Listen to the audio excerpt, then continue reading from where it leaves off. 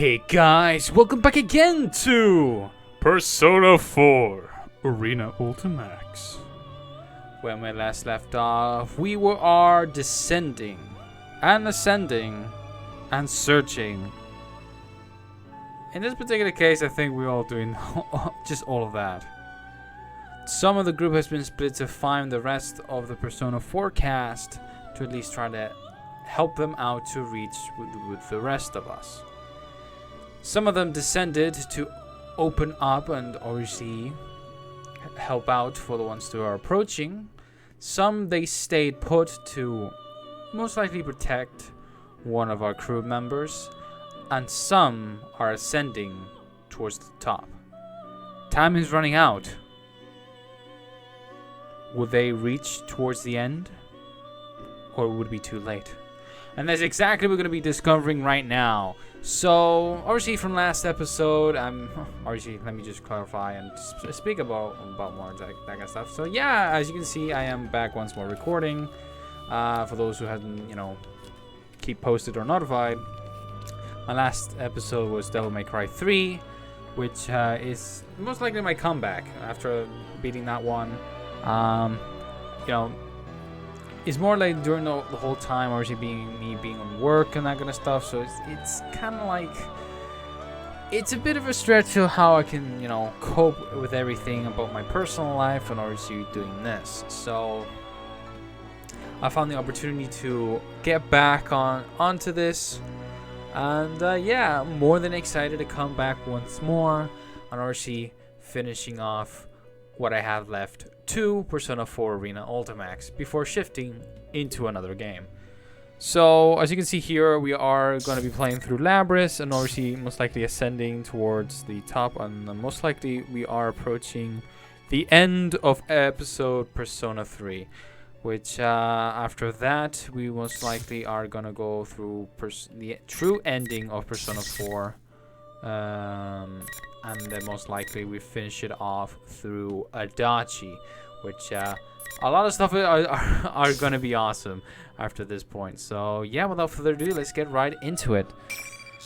So let's see how I'm coping with obviously voicing my characters, my favorite characters.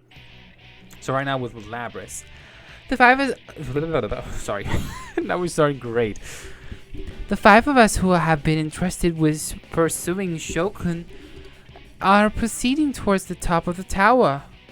How many floors have we climbed already? Distorted hallways and classrooms appear at every turn, and there's no sign of us reaching the end.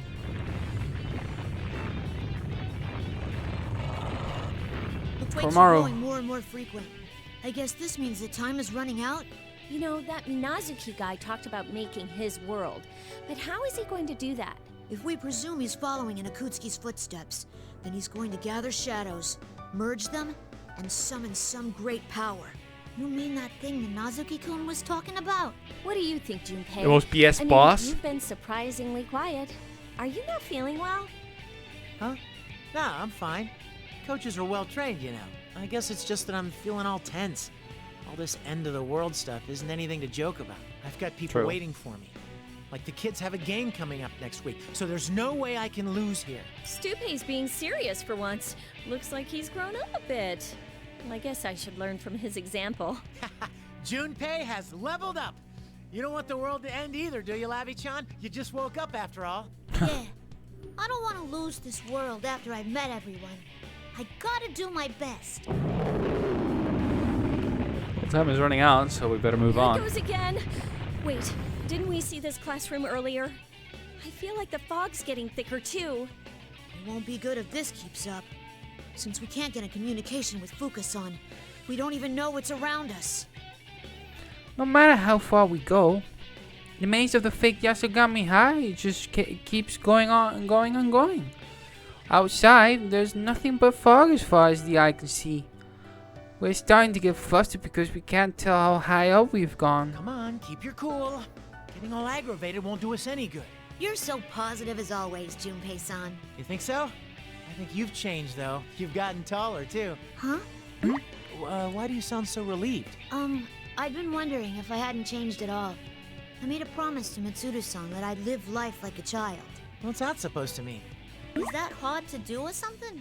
It's difficult. I don't know what it's like to be a child, so I wasn't sure if I should keep doing what I've been doing. Huh. I guess being an adolescent boy is difficult. You should just live your life the way you are. I mean, you are a kid. That's right. You can't trust Mitsuru-senpai's idea of childhood. Can you even imagine what she was like when she was a kid? Whoa, you're right, I can't. It's impossible for common people like us. Speaking of children, that show dude is the perfect example of a spoiled brat. One moment he's joking around, and the next he's incredibly pissed off. Yeah. What would someone have to go through in order to make them seriously consider destroying the world? What happened to him? When the topic shifted to Shogun, Komaru-san passes us by and stops before one of the doors.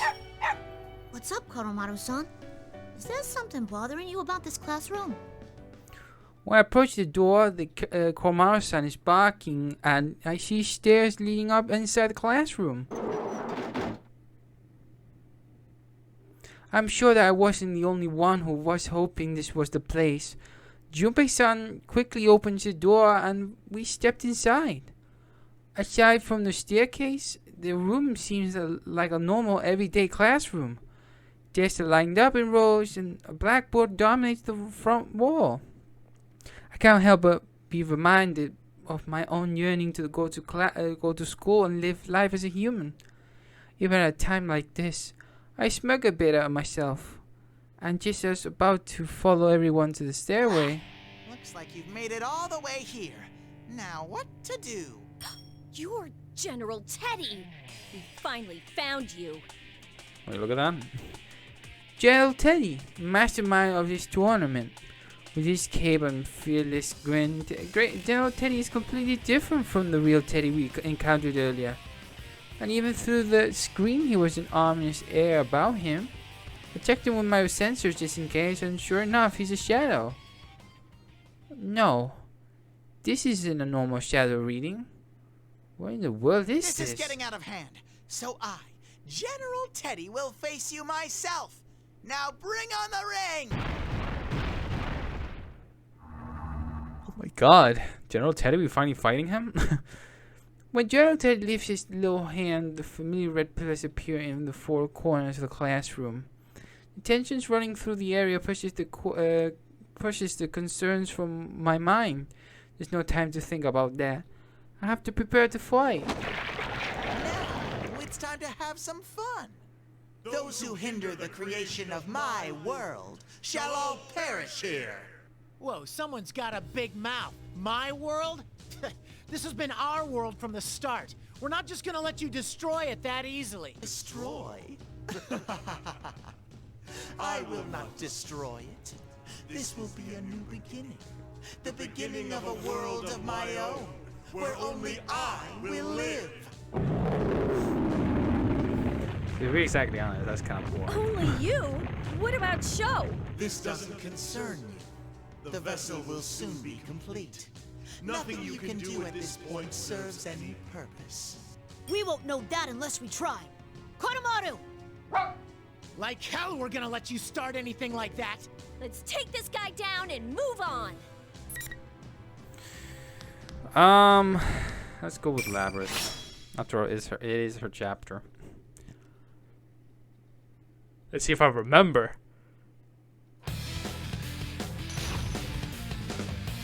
I've been playing a lot more Mortal Kombat 1. Absolutely fantastic of a game. Little against the whole microtransaction. It's not really that much of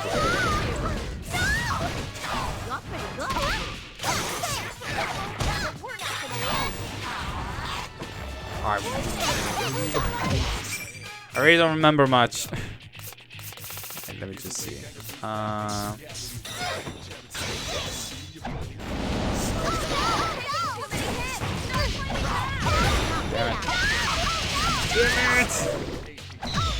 Damn it. Teddy, give me a chance.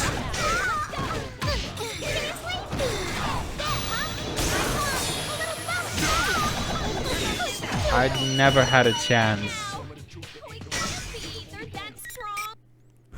No, I just don't know how. Have I lost that much of practice that the AI seems to know and goes like full on out? That's ridiculous. Final.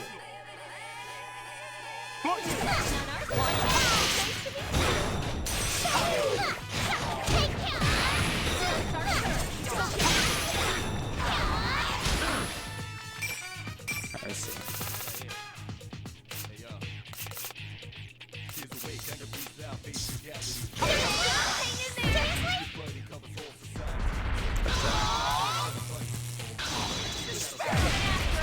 Hold them off!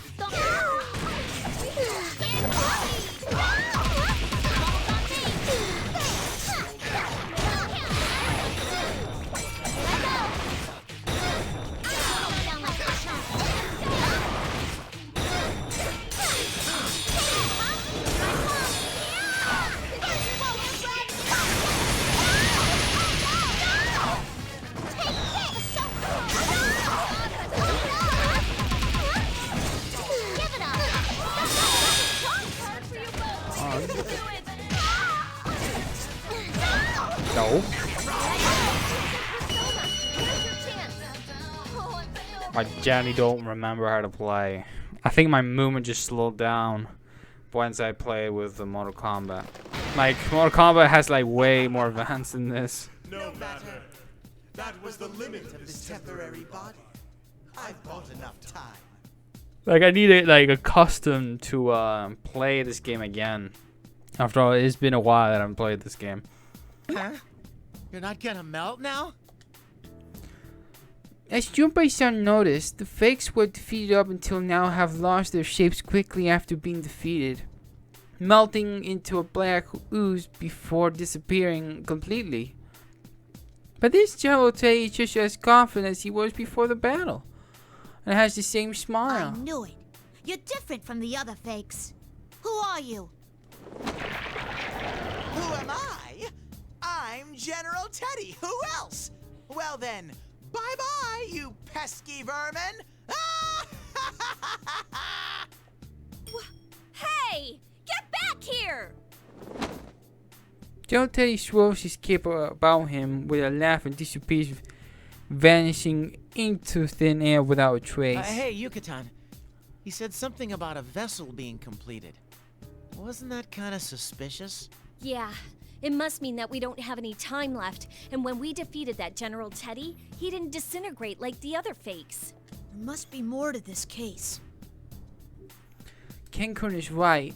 Jalotei is different from the fakes that we've been running into up until now. Plus, those words he said before fighting, when Natsuki-kun said he'd make his world and Sho-kun talked about my world. And yet Jalotei said,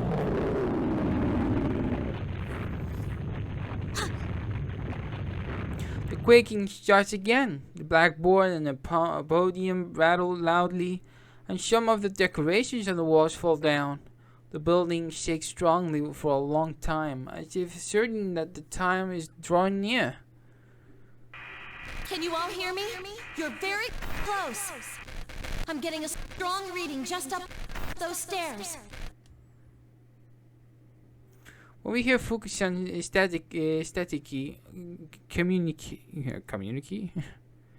communique, we feel a sense of tension fill us. We still ourselves and make our way up the stairs in the classroom. Off we go. At the end of this long straight set of stairs, we find a door. When we open the heavy cold door, we see... Wait, how can you feel cold? You're a robot, right? Unless you have any sensors, temperature sensors on your tips of your fingers, maybe. The hazy moon immediately grabs our attention. It seems much closer than we had seen it while wandering the town. And then there are the countless crosses. They're the same as the ones that Mitsuru-san and the others had been bound to. These crosses are scattered around the void area we found ourselves in. No way. Is this place? Is this the moon viewing tower from Gekkoukan High? If really feels like we're outside with a strong wind blowing towards us. This must be a landing shooting out from the side of the tower. I see a number of oddly shaped objects around. From one of those places, I see a black shape flying towards us. When it lands, I see Shomanasuke. That's right. It's where you killed Ikutsuki. This time, it'll be the place where you all die. See? I've already written what's going on your tombstones. It's some real poetic obliterature. Just kidding.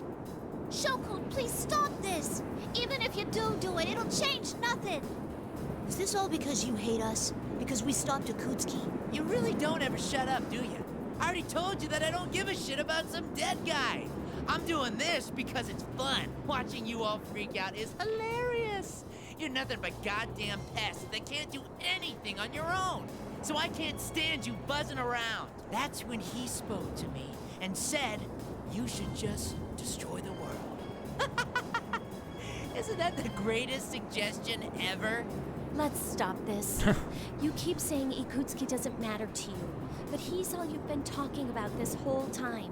What was that, bitch? Ikutsuki was a worthless ass who did whatever he wanted to be and still ended up dead. That's all. I don't give two shits about someone like him. That's not true, Shokun. You're only running from your problems. You shouldn't turn away from your true self. Shokun, come back with us. None of us hold any of this against you. Didn't you see what happened before? I'm a machine and I hurt everyone, but they still accept me. You're just like me. If you have somewhere you can go back to, then you don't have to do this. Shut up, shut up, shut up! Shut the hell up, goddammit! His flustered Ren suddenly freaks out. The egg-shaped scar behind his red bangs are glowing a dull reddish white. I already know what this means. That's enough. How far must you go in attempting to ruin this plan? You're Minazuki, huh? Unfortunately, the borrowed power has been exhausted. From here on, I have to deal with you myself. A motionless, icy glare pierces us. Minazuki, the one who awakened within Shokun, and, to use his own words, the one who grants his wishes. It's him again! Are we really sure that he doesn't have split personalities? I concentrate carefully on his presence. This isn't just a new facet of the same person. This is a completely different presence than before. The reaction from my plume of dust is even stronger now. I can see it clearly. Shokun has a plume of dust within his body. Minazuki-kun, what I said goes for you too. You're the same as me. What you are is the plume of dusk itself. That's right. Ikutsuki had a plume of dusk implanted in this boy during his experiments, resulting in my birth. I knew it. However, I still have no love for that man. After all, he tried to have me erased. Erase you? Yes. Ikutsuki was nothing more than a threat, who was using this boy only to throw him away later. But this boy was something different. He suggested that we try to act exactly like Ikutsuki. He created fake Ikutskis. He even went so far as to gain access to the Kirijo servers, to try to gain more information about Ikutsuki. Then you were the hacker Kikuno-san told us about. But Ikutsuki, the only other person this boy knew, had already died by the time the boy awoke from his coma. All that was left to him was the truth. That man had tossed him aside like a piece of trash. Seriously? Even after Ikutsuki, what happened to him and then in Persona 3, he still gets shitted on. Since then, the boy did everything on his by own. total, literally, He had deserved. no help, met rejection at every turn. There was nowhere to go, and no one to turn to. You all believe that everyone is surrounded by other people just like you. But that in itself is only the beginning of this world's failures. The world holds no worth for this boy. Sho Minazuki was thrown into this world all alone, and he wished that everything besides himself would disappear. Then all I must do is grant him that wish. Maybe it's ironic for someone like me to say this, but Minazuki-kun's voice sounds like a machine, completely motionless. Perhaps, even though he was a personality created by the Plume of Dusk, he may have been trying to save Shokun in his own way. But even if that was the No, case... that's not what Shokun really wishes for. What you're doing won't save him. Even if you don't know how, or if you end up hurting others, human interaction can change people. Labrys. Silence, puppet. What would a thing like you know of this boy? That's right, I ain't human. But neither are you.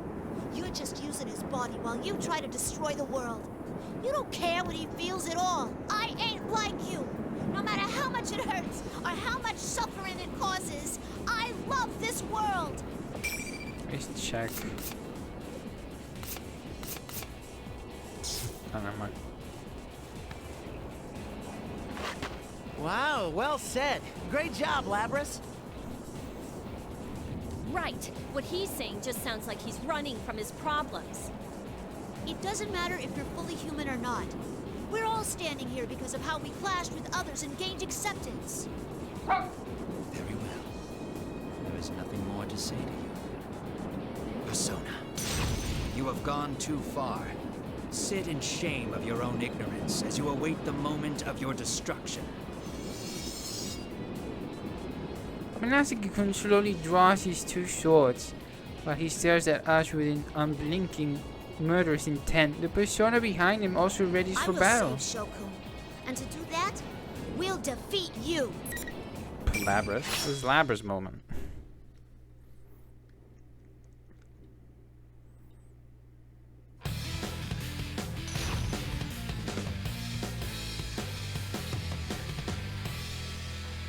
I want to remember a bit how to play. Specifically this game. Finally.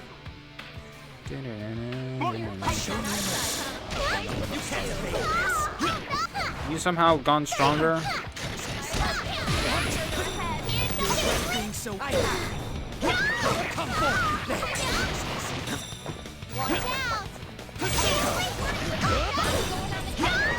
Let's taste this. Close.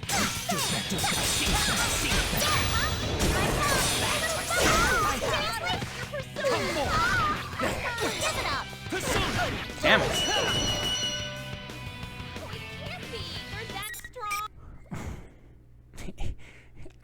I'm trying to like go, like, what's going on? Why all of a sudden the AI is so ridiculous? Has the game really just, you know, upgraded since like Mortal Kombat 1?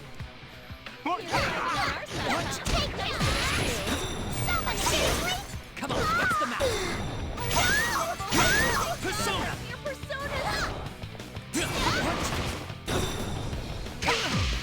Come on, I see it. Go, I see it.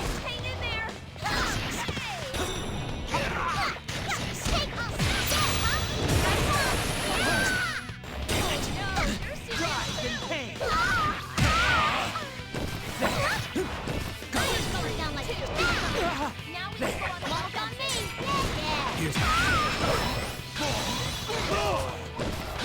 Oh, what? No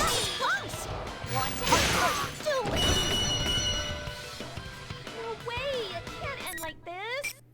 I'm trying my best, Yukari.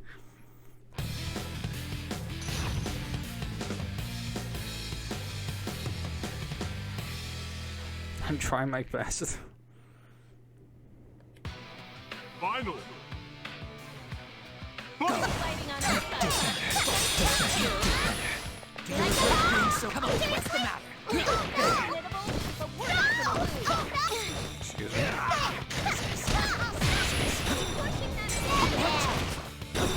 I see it. Come on, what's the matter? I see it. You can't stop this. Counterattack. Let's go, Damn it. Drive and pain. Persona! Me out. Come here.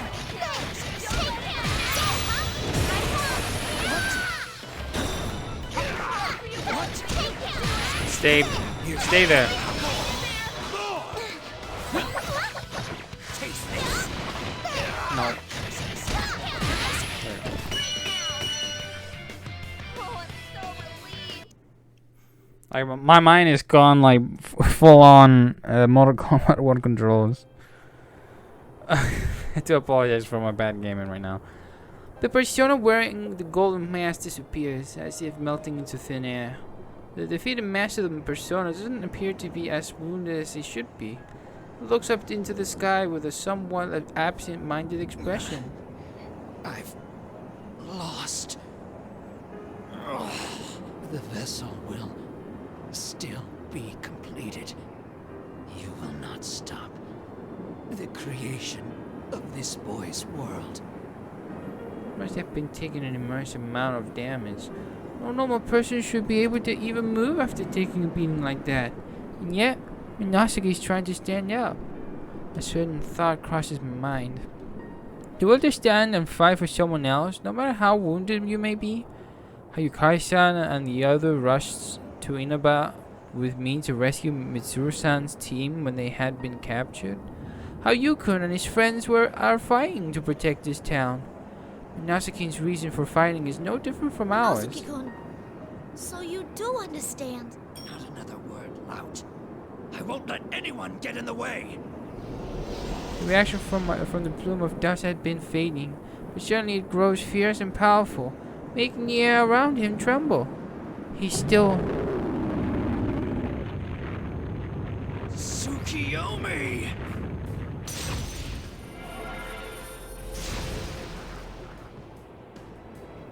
Whoa! Ah! Look out! You guys! His persona appears and sweeps the area around him, causing debris to rain down upon us. Cutscene.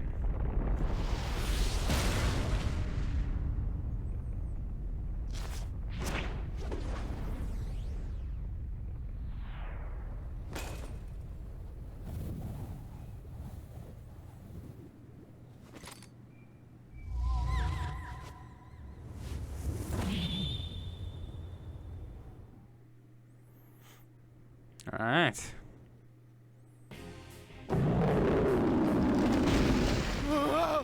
This isn't good! Lapras! The instant Minasaki-kun disappears above us and another quake hits. Another quake hits. His one is so severe that we can barely standing. Every surface begins to undulate like a living being, and large cracks run through the floor. One crack spreads into an actual crevice, separating me from the others, from beneath our feet. Lost from view in the fog gathered around the tower.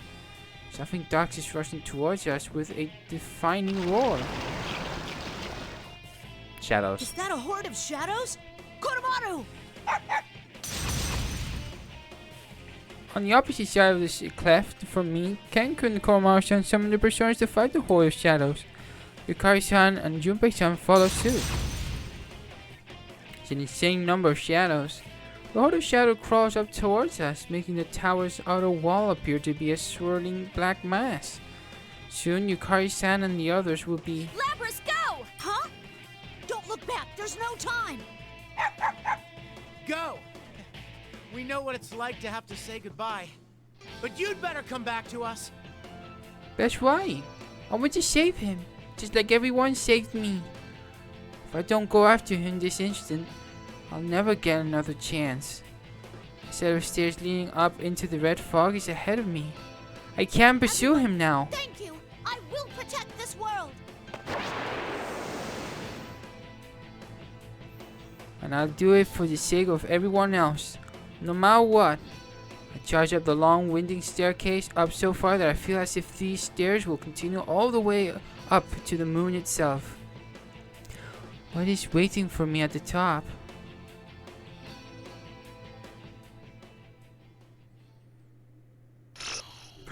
To be continued. Oh my god. The climax is approaching. Everyone's wish. I think at this point we could just immediately head on. What do you mean 78% still? I've done something. No worries. I think at this point it will go like literally straight ahead. So Alright, let's go right into it.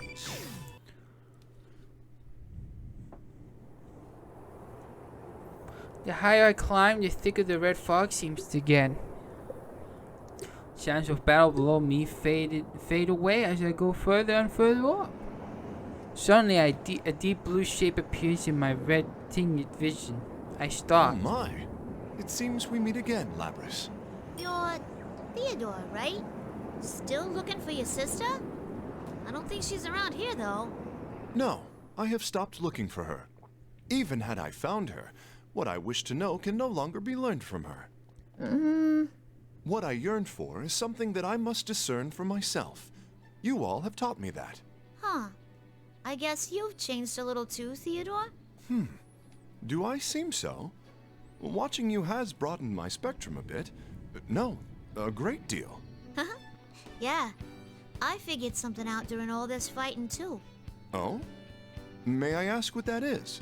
Oh, sure. It ain't anything mind-blowing, though. I just felt that the bonds you form with people get passed along and only keep spreading. I see. That is intriguing. Yukun and the others got hurt trying to save me. I want to save Shokun, even if it hurts me. We all keep butting heads over and over. But the banner of friendship ain't just for show. It's what lets you go against someone while still trusting in them. My, how surprising. Your expression is completely different from the last time I met you. You think so? I can't tell for myself. There's no doubt. You've likely grown during these events. That must be it. Grown. I'm a machine. I have a cold metallic body, and it'll be an eternity before that changes. But if Theodore says that I've grown, then he must be talking about my heart. The warm memories that everyone has given me. It's not just some data that has inserted into my memory.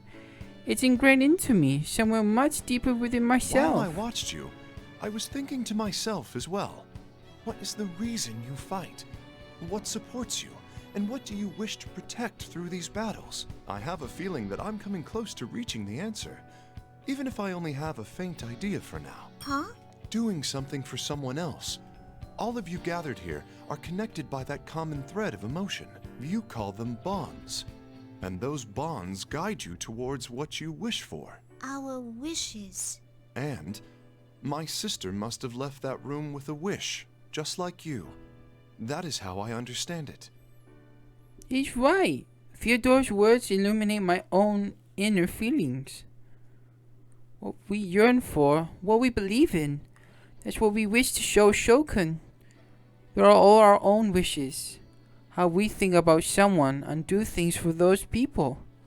It's because we wish for that person to be better. For the whole world to shine just a little bit brighter. And now I'm wishing that Shokun can learn how wonderful this world truly Thanks, is. Theodore. You're awesome. Huh? I'm awesome? Is that so? It does have a nice ring to it, though. Oh, I shouldn't be keeping you here. You're going to go fulfill your wish, no? Please, proceed. Thanks, Theodore. I wish you luck. Theodore's is such a calm. Compared to the other ones, Theodore's it's just calm. He just it's like I'm here trying to be calm. I'm doing my own thing. I wish no harm. The rest of them, like Elizabeth, is batshit crazy. She's such a wild character. Obviously, you got Margaret, which is more. You could say she's a bit calmer, but she's kind of like flirtiest type of personality. Theodore's just calm. With those final words, Theodore disappears, melting into the fog. A powerful enemy waiting for me up ahead may swallow me whole, but I won't lose. I have the wishes of everyone supporting me. I'm sure those wishes will reach Shokun's heart as well. I thank Theodore for boosting my spirits as I pick up the pace and climb the stairs with a cleared head. I know this will be to be continued. Oh my god. Not yet. I thought it was gonna be another to be continued there. The way it faded to black. Ah! There it goes again. Another quake rocks the tower, and I have to crouch down to keep from staggering. It feels like these earthquakes are growing more and more frequent, even as the shaking itself grows stronger and stronger. There's no doubt that an indescribable, powerful force is getting closer and closer. Lapras! Can you hear me? Focus on. These tremors are crazy. Are you all okay? Tons of shadows are pouring out and... Ah! Don't worry, I'm with the others. Since Fukusan group have been trying to catch up with us after Yukun and the others recovered enough to move on. While they were about halfway up the tower, a ton of shadows suddenly began to attack them. Right now, they're preventing those shadows from coming up through the tower, towards us. I got in contact with Kikuno-san earlier. There's something I need to tell you. We discovered the password to the file that I gave you before. It's King of the Fall. The files on your memory card that Kikuno-san had given to me before I left the helicopter. I forgot all about them during the fierce battles that have been up until now. Those files might contain the clues that lead to bringing this case to an end. Fukusan. I'll give it a try. She told me that Mitsuru-senpai figured it out. We're counting on you, Lapras. After Mitsuru and the others rescued the rest of the Inaba persona users at Junes, they started to make back to the tower in order to intercept the shadows flooding the town and converging on this place. With a sigh of relief over hearing that everyone is safe, I find the protected file and try to use the password Fukusan gave me. Password accepted. Opening file. This... I instantly have access to the full contents of the data. The log file seems to be details of Shuji Kutsuki's personal experiments. The dates are marked as taking place in 1999, and the test subject's name is Sho Minatsuki. A strong reading is getting close. Lapras, be careful! I continue reviewing the data while Fukusan cautions me and prepare for another fight. The stairs eventually come to an end. A bizarre sight, quite different from anything I've seen until now, leaps into view. What is this place? The strong wind blowing here keeps the fog from becoming too thick. This wide space is made of what appears to be red marble, and vibrant green patterns run through it like blood vessels. Pillars that appear to be stylized flames that stand around us, casting eerie shadows onto the lustrous floor. Floating near the center is a crystalline object that appears to be slightly taller than I am. It emits a bluish-green light. On close inspection, I see golden particles clinging to the rotating object. Are those the persona fragments from our past fights? As I walk step by step across the hard red floor, I approach the young man standing by the crystal. At his heel is a man in a suit? Who could that be? Beginning facial scan, searching records. It must be Adachi. Results found. Toru Adachi, the man who was arrested last year as the perpetrator of the case that Yukun and his friends solved? What could he possibly be doing here? You again, you goddamn robot. Damn you for coming all this way. This son of a bitch betrayed me too. All of you are completely useless. And I can't even get an answer from him either. I don't know what happened before I got here, but Shokun seems furious. He places a foot on Adachi-san's body and leans heavily on it. Adachi-san groans faintly. It looks like he's alive, but unconscious. Scrap for grades. What happened to him? Where the hell's Minazuki? I don't know. He fought us, and... Huh? You guys did something to him? Bullshit, that's impossible! He's strong. As strong as me. And there's no way in hell that he'd lose to some goddamn pest like you! Shokun, there's something I want you to hear. It's about your father. Shokun is currently very unstable, much like when I met him earlier, averting his eyes from the truth and trying to forget everything about himself. How is he right now is how he used to be just a short while ago, before I met Yukun and Mitsuru-san. I was able to overcome it thanks to everyone. But Shokun is cowering just like I was. And knowing that the truth Fukasan entrusted me with may hurt him, more makes my heart ache. Shuji Akutsuki, your father, embedded a plume of dusk into your body for his own research. But because the persona ability didn't awaken in you, you entered a vegetative state. And then Akutsuki threw you away. Is that right? Just when I was wondering what shit you were gonna spew after coming all this way.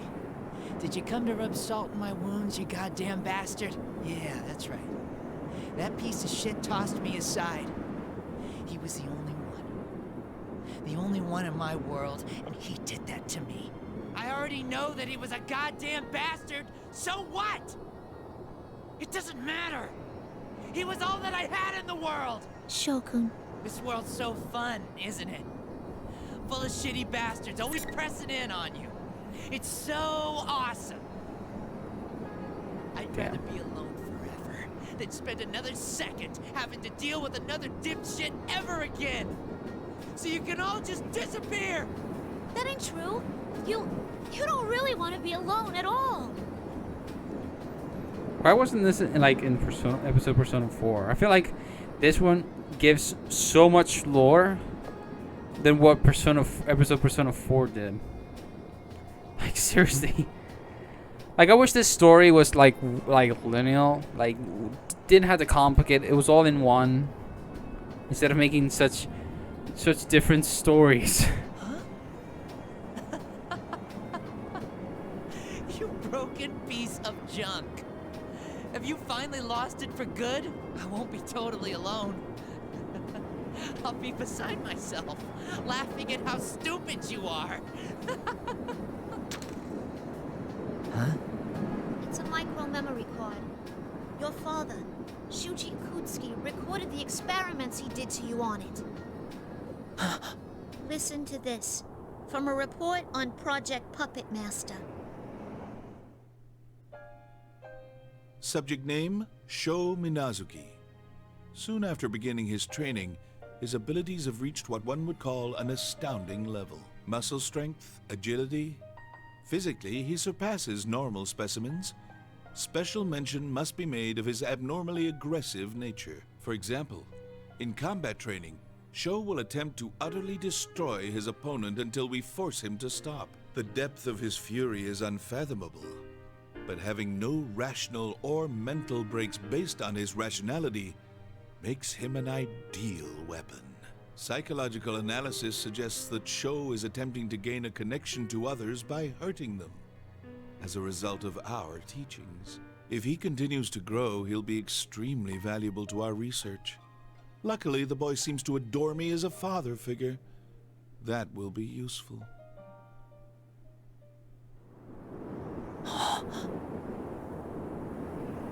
You see? The reason you're hurting everyone is because you want a connection with them. It's because of the experiments he did on you. And because you weren't taught any other way to connect with people.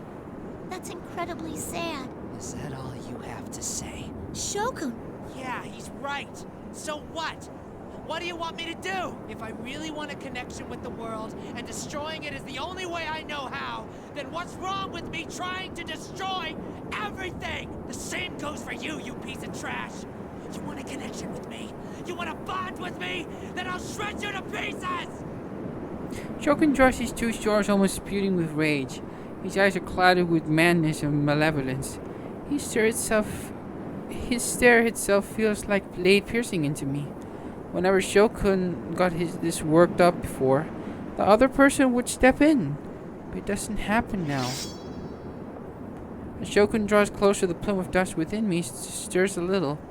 I whisper back to it, feeling the presence inside. It's okay. Thanks for leaving this to me. Shokun, if you don't know any other way, then I'll go head-to-head with you your way. And then, I'll make sure you hear me out. Well said, Labras. Well said. Alright. I might possibly die. Sho without his persona is too OP. Finally! Alright. Alright, let's see. I'll make it. How about this? How about just I'll make it. I'll make it. Let's get on with it.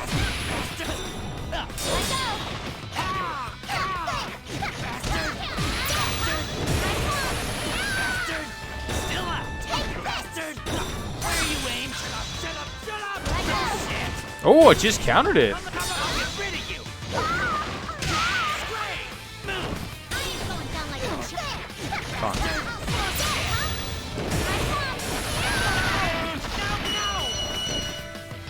All right, pretty cool.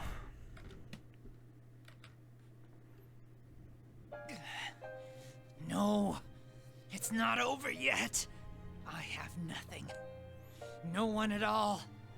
If this shitty world won't give me anything, then I'm gonna see it destroyed. No matter what!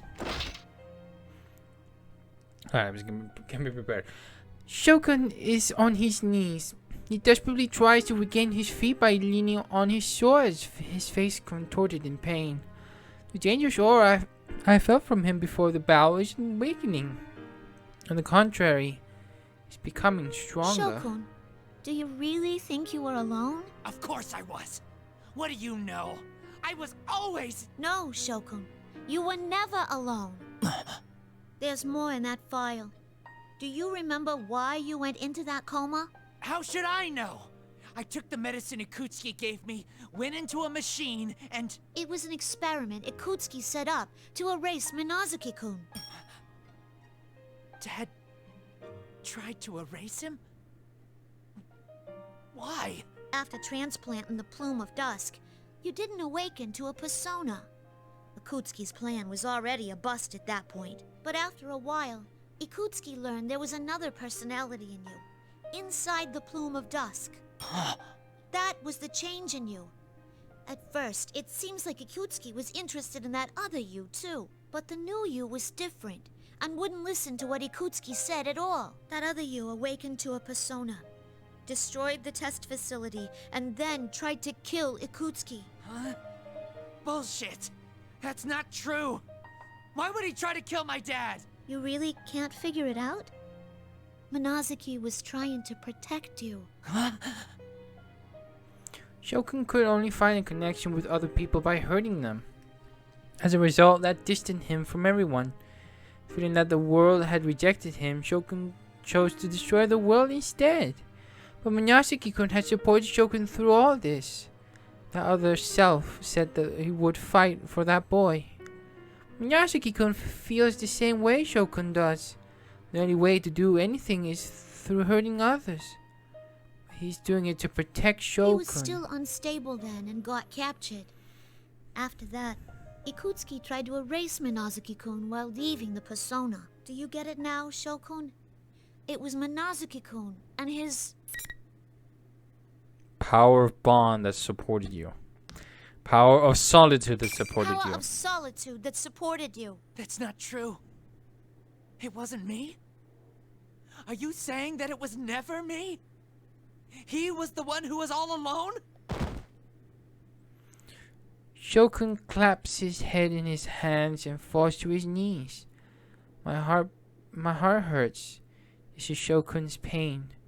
Shogun's world consisted of being denied by everyone and only being accepted by the other person within him, Minazuki-kun. I mercilessly shattered that, and I'm trying to draw him into our own world, the real world, the world that is nothing but a place of fear to him. I know how difficult it is for him to accept it. Ha! What's this sob story going on over here? General Teddy suddenly appears behind Shogun. Something's not right. I never sensed his presence here before. General Teddy should be a fake version of Teddy, created from a shadow. I turn my senses towards him again, but that wrong feeling I sensed when I met him in the classroom has gotten even stronger.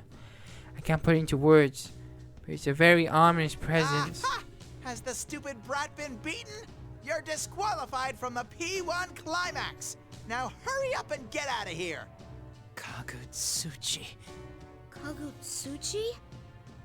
General Teddy, so you really weren't... Oh, poor little shut-in Sho-chan. Was Labby-chan mean to you? Are you gonna have to go back to the hospital again? You don't have to worry. Guess what? I'll set you free.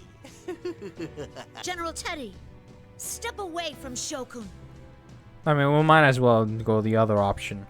You know, either way, I think we definitely do need to go through both in order to achieve what we want to achieve to beat this game. You're the champion of the P1 Climax, Labby-chan. Congratulations! Your prize is death.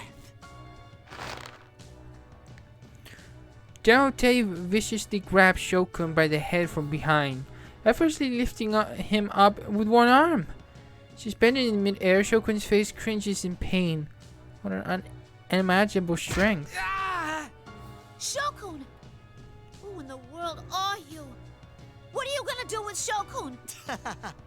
What am I going to do? Isn't it obvious? I'm going to kill him. I'll grant this brat what he wants. A world of solitude. But I'll be the only one there. It will be a world all for myself, where only I exist. General Teddy's tone changes, and an ominous and hatred-filled voice reaches my ears, echoing as if reaching me from the very depths of hell. I know this voice. When I was forced into sleep in the laboratory in Yakushima, I had a dream. And in that dream, a voice echoed in my head. This voice tempted me to forget everything, to shut myself away in a distorted world that reflected only my desires. It's that same voice. Are you... That's right.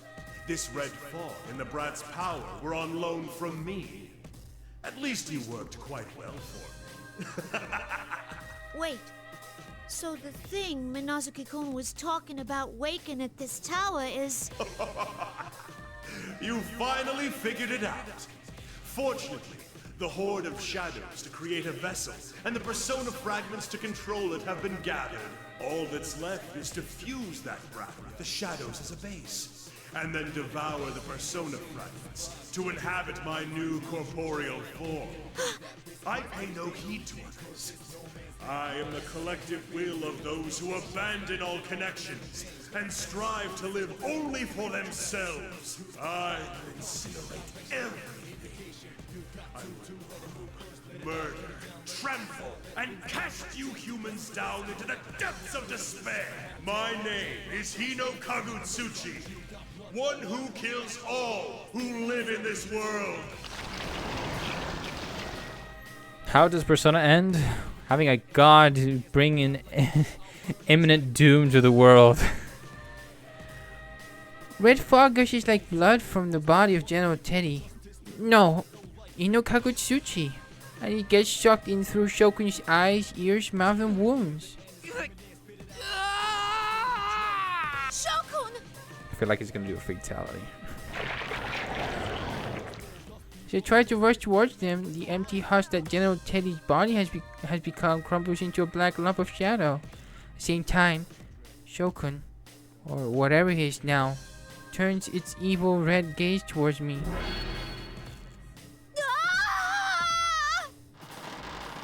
His power is immeasurably strong than Shokun's or Minazuki-kun's.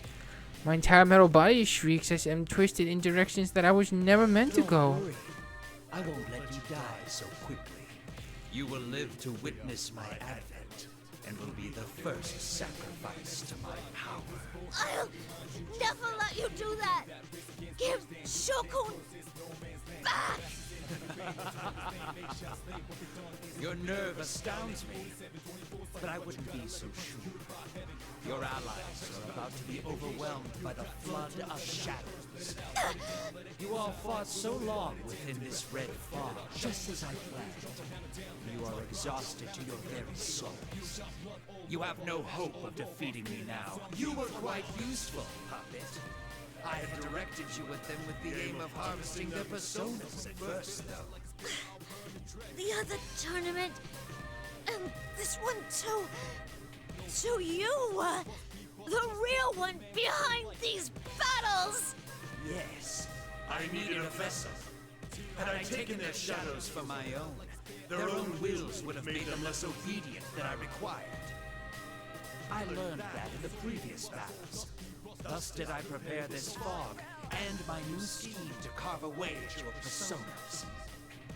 Personas are the suppressed strength of heart. Nothing is better suited to suppress the will of shadows than that. So that's why you made us fight! Again, was the crystal floating up above, so that's the collection of persona fragments that had been carved away from us. Now enough of them have been gathered. This power will be what brings destruction upon this world. The final piece required to create the vessel for a god.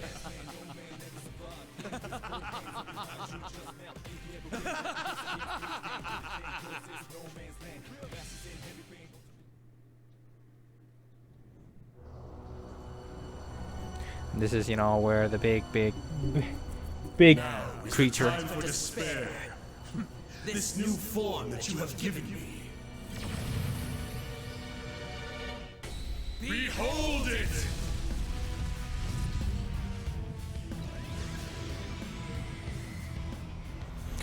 Yep, now we have to face the bullshit.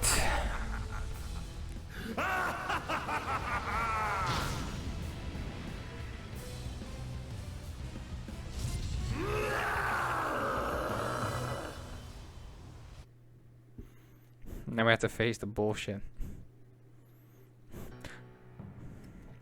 A low-pitched laugh echoes across the area and a blast of heat rages from the enormous body that appears. A god that has manifested using shadows as its vessel. Since I was created to be an anti-shadow weapon, I look on what could be considered my arch nemesis. This can't be. A being that could incinerate the world, its powers are so tremendous that it could perform such an outrageous deed. Its roar shakes the air and there's a heat like scorching flame. My senses show that it has fully manifested. My legs won't move. At this rate, I'll be destroyed by it too. But as I recoil in trepidation, my mysterious voices, unlike those of normal persona communications, echo through me. Believe in yourself. Labrys, don't give up! We're all cheering you on! The power of friendship. Sorry. Labrys, leave this place to us. Once this is all over, we'll have a party and celebration. I'm positive you can do this, Labrys. We'll take care of all these shadows. Don't worry, Labrys. You're not alone. I close my eyes and imagine the faces of everyone I've met since my awakening. Everyone who had accepted me. Everyone who had given me a place to belong. And because everyone is flying below me right now, I am able to stand This here. is all on you, Labrys. You promised that you'll come back no matter what. We won't lose! Labrys, please win this for us! We're counting on you, Labrys-san. Please protect our world. All the friends that I met in Ninaba, and my companions who trusted me to finish the job before me, their voices give me We'll make strength. sure to hold them back here! You can win this, Labrys! Labrys, we're entrusting this to you. Our thoughts are with you. Let us handle things here. You have your own role to carry out. Don't you dare tell us that you're giving up on this now. We'll do our best to give you time. Labby-chan! Your knight is on your side! Get a grip, Labrys. We're fighting with you too. Please win this, Labrys! Sister, we're all waiting for your return. It's okay. They might not be right next to me, but I can still sense them. I won't lose. Everyone is on my side. Not alone! Alright, let's see how we do this.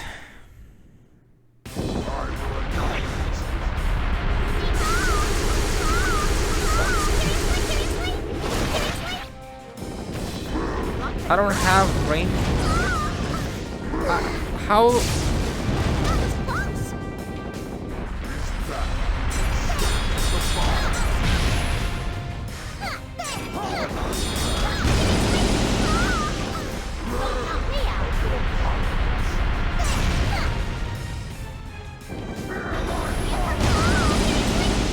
Do I just counter or something like that?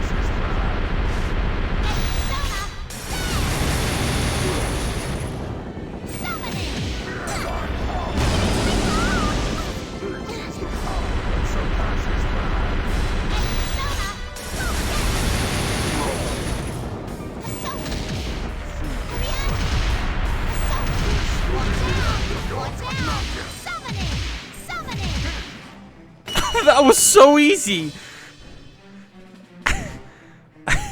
Just continuously do that. Impossible.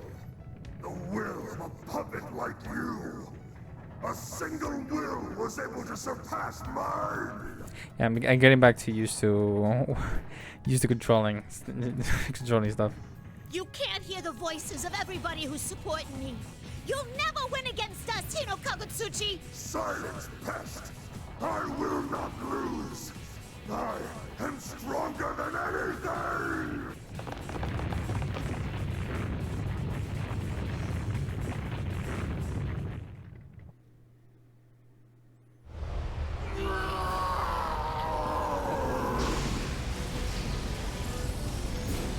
Impossible. How could I fall to this trickery of fans?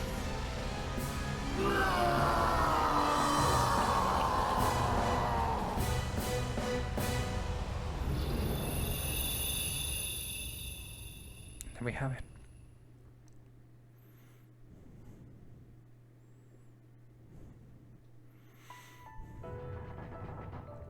The crumbling corpse disintegrates before me. I can't take another step. All I can do is gaze up at Inokakutsuchi's body as it falls apart into thin air above before me. Marvelous indeed. These events were truly an ordeal. Elizabeth. The area had filled with silence once the battle ended, but a familiar voice ends it. I turn and see a young woman in a blue dress standing nearby. What are you doing here? Though what you just defeated now was different in form, it appeared to be another embodiment of man's consciousness that wishes for death.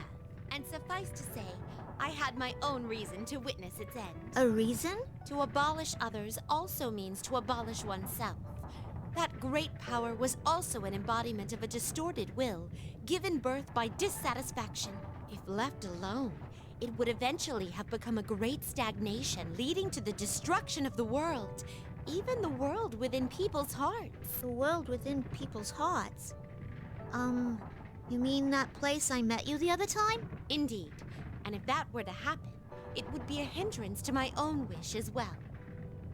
You have a wish. Elizabeth smiles and quietly closes her eyes. Her expression is gentle, as if thinking of someone precious to her. I was told that Elizabeth has gone on a journey in search of power. What she tells me is always vague. I don't understand everything she says, but she harbors a wish for someone else. What kind of person would she think of as precious? Is she also searching for what she can do to help that person? Seeing her softened expression makes me think back on my own wish. Yes, once it's all over, I should go see that girl. I'm out of my league here, but I hope your wish comes true soon. It honors me to hear those words. I wish to express my gratitude to you as well. You mean thank me? Why? In this turbulence, you showed me an unknown miraculous power that cannot be attained alone. I firmly believe that that power will be a solid guide to the distant journey that I must take. And thus, I thank you from the depths of my heart. Elizabeth bows deeply to me. No, I didn't do anything. I should be the one thanking her. I really didn't. This place will disappear momentarily. Well, until we meet again someday, Labris. Actually, there is something I'd like to ask you before I go, just in case. Shall I transport your friends to somewhere safe? That's right. This tower has already begun to crumble. My friends and I could never get out before the place becomes too truly dangerous. I hurriedly respond to Elizabeth as politely as possible. That would be wonderful. Please do. Very well. Then I shall... Elizabeth?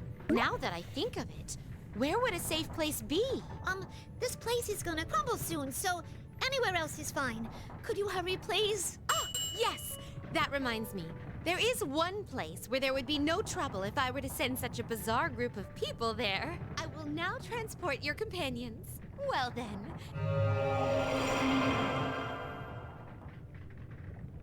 My vision grows hazy as she speaks. That's when I remember something. What about Shokun and Adachi-san? If they're not transported to, They'll be killed when the tower collapses. Hold on, Elizabeth! Whether or not that she understood my thoughts, Elizabeth smiles at me before everything is blanked by a bright light. She has thought of them as well. I don't think she can let that slide.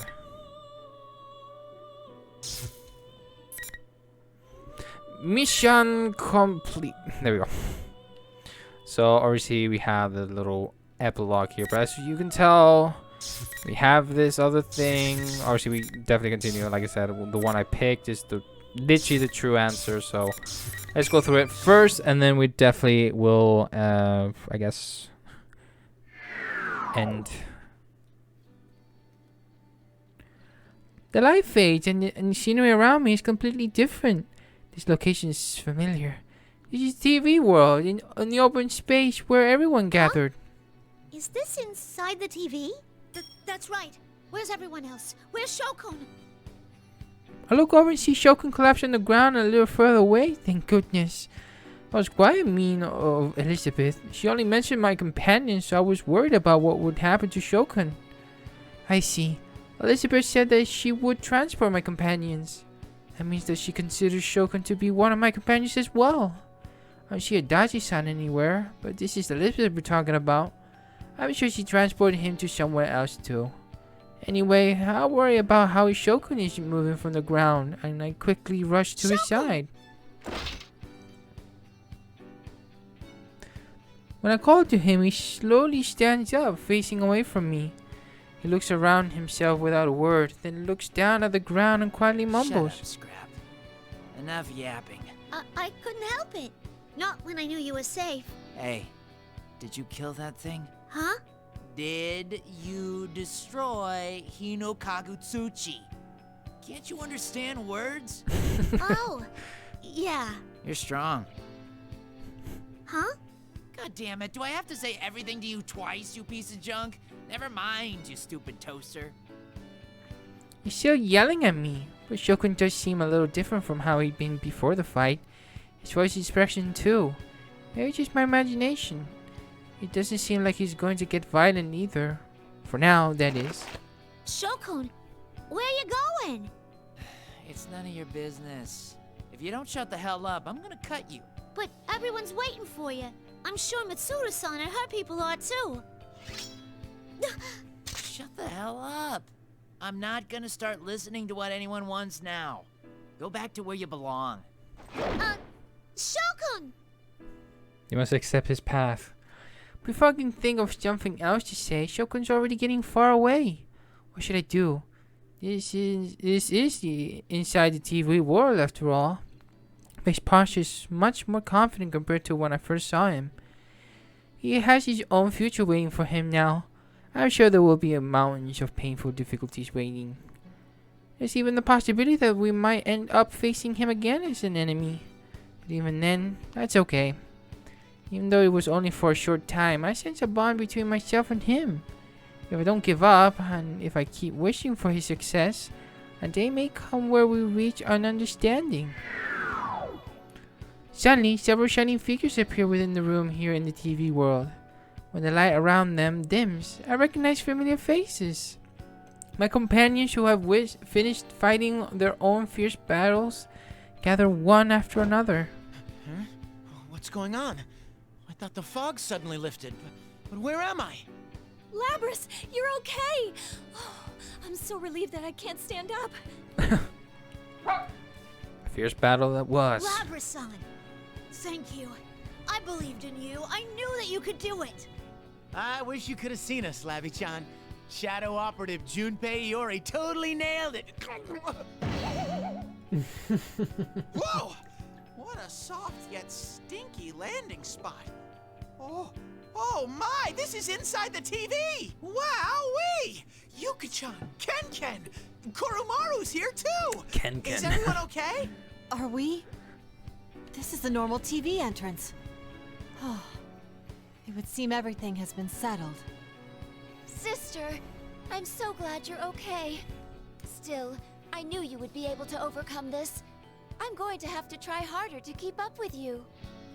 You definitely showed us your resolve back there, Labrys. You did splendidly. We would have been in danger had you not been with us. You haven't been with the Shadow Operatives for very long, but you've already become our ace in the hole. I'll continue counting on you, Labris. Labris, I sensed everything! It was really amazing! Labris! I was so impressed. Everybody has a that say you in beat this. such an immense enemy all by yourself. No, it was thanks to all of you. I only beat him down because you were with me. Thanks, guys. Another group of shining figures appears. This time it's Yukun's group appearing along with Yufuku-san. It seems they were fighting the shadows closing in on the tower when they, too, were suddenly enveloped by light and taking us to this place. Now that was suspenseful. You did an amazing job. We're definitely throwing a celebration party. That sounds wonderful. We have quite the group here together, after all. Labris, thank you for all your hard work. Are you okay, Labris? Are you hurt anywhere? I mean, you were really amazing! Thanks, Labris. The town should return to normal now. It's all thanks to you. Yukun. I had not come here, everyone would have continued leading peacefully lives. Internally, I was afraid to learn what he truly thought of me. That was when Ken-kun told me that I should go to him myself and find out for how he feels. He was right. Just seeing the kindness in Yukun's eyes right now makes me feel like there's no need to hear what he thinks about me in words.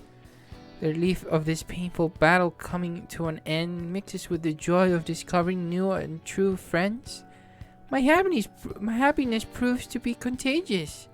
Before long, we're all taking animately with one another. After some time, Mitsuru-san approaches me. Her expression seems rather meek, and when she speaks to me, she seems apologetic. Labris, I'm sorry, but I need to hear your report.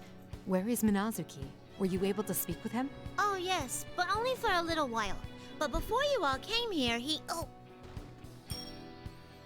When I begin my report, Akiko-san nudges me in the shoulder with his elbow.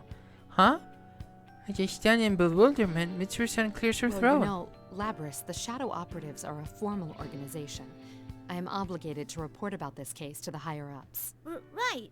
That's why I was saying, before you all came here, Shokun, Hey, Akiko-chan nudges me in the shoulder even harder this time. Huh? What's going on? Did I say something weird? You're even more naive than I am. You really are like a child when it comes to these things. There are just some things you don't want to be honest about at times like this. That's why you just gotta dodge the question and...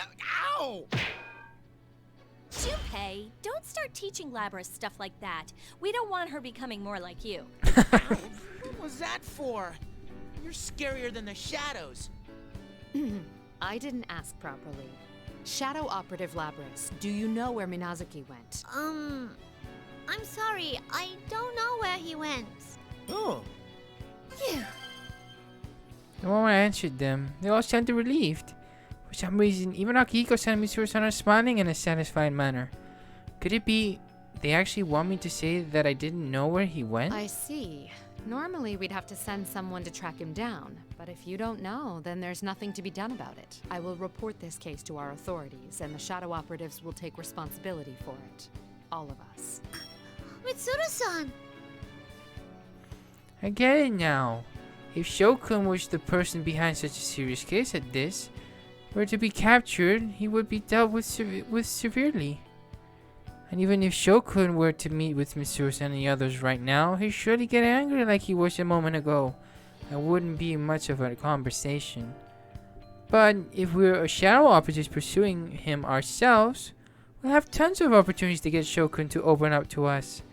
Mitsuru-san, everyone, thank you. Hey, what are you guys doing? We're gonna leave you behind if you don't hurry up. The others, who are a bit further away, call out to us. Seems the time for us to part is drawing close once again. But since we are connected by bonds, we'll be able to see each other anytime we want. We'll just be physically distant for a short while. Are we really getting out from here? I'm feeling really anxious about this. Oh? Are you scared, Junpei? That's pretty lame for a big boy like you. Don't mind me for going on ahead. Please excuse us.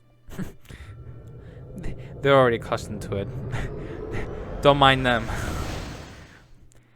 Everyone from Inama jumps through the exit TV, one after another, as if they were completely used to it.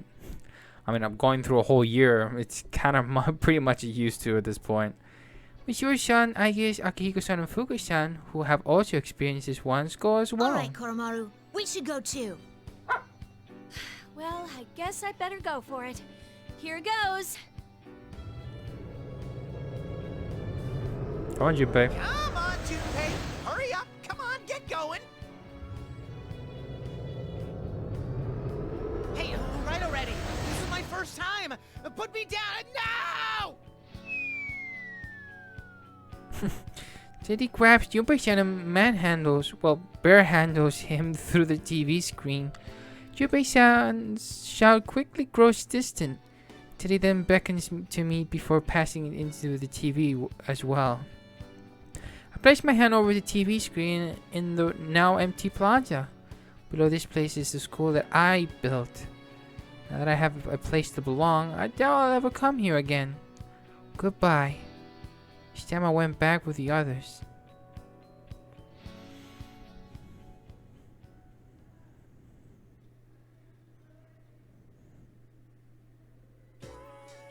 Yasugami High Rooftop. Who are we speaking? Is this I guess? May 6th, early morning. I don't know who's talking here, so... after leaving Junen's, we heard that Kikuno-san had landed the helicopter in the schoolyard at Yasugami High, so we headed back to the school. It seems after that after Kikuno-san risked her life to drop us at Junen's, she was forced to land near the outskirts of town. There she studied the data from Shuji Kutsuki's files and repaired the damaged helicopter, then took off again and was able to help the others. Talk about a tough person. This means that we Persona users weren't the only ones fighting. The other reason why we returned to Yasugami High was because we needed to check on the crime scene as members of the Shadow Operatives. We go up to the rooftop and look down on the school now that it has regained its original form. School. The memories places like this bring back. It's already been 3 years. I know, right? Time goes by fast when you're living a fulfilling life. So you have a fulfilling life too, Junpei-san? Can you teach me how to play baseball? Oh, now you're talking. Our team trains really damn hard. I won't go easy on you. Got it? That's what I was hoping for. I like sports after all. By the way, Yukari, are you planning on going back looking like that? Would everyone please stop talking about my clothes? I mean, you of all people shouldn't be talking, Akihiko-senpai. You're shirtless. That costume's really cool, though. Wow, feather pink. I'm standing next to a real hero. There we go. Just be true to yourself, kid. Looking up to superheroes is what's truly childlike. Still, you're amazing, Yukari-san. You're actually wearing the costume and acting at the same time. Normally, even female ranger characters get played by male actors during the scenes while they're in their costumes. Huh? Is that for real? No, all those times Where did you hear that? Ken-kun's a big fan of those kinds of shows. But I guess he isn't all that childish anymore. I suppose it's because it's been 3 years. It might be in poor taste to say this right after what happened here, but I'm still glad we were able to get together again like this. Yeah, like we were guided here by fate or something.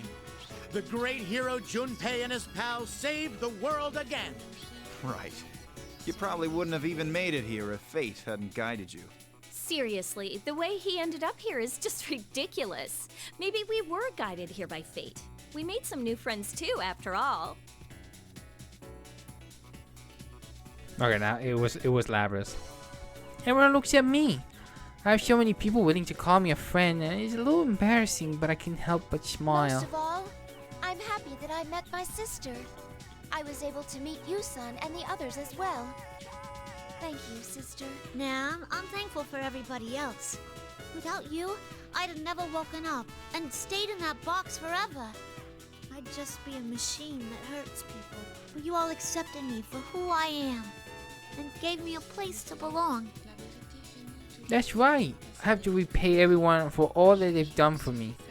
To Mitsuru-san and her companions for giving me this place. To everyone who made me realize that I'm never alone. It's me. Milady, the preparations have been made. But are you sure about this? Yes, I'll be right there. Huh? Where you going, Mitsuru-san? Hey! Mitsuru-senpai, don't tell me you're going back before us. Well, I'm sorry, but there are many things that need to be taken care of. I knew it! I'll have you know that we all put aside our jobs and other affairs to come here. You're gonna spend some time with us, like it or not.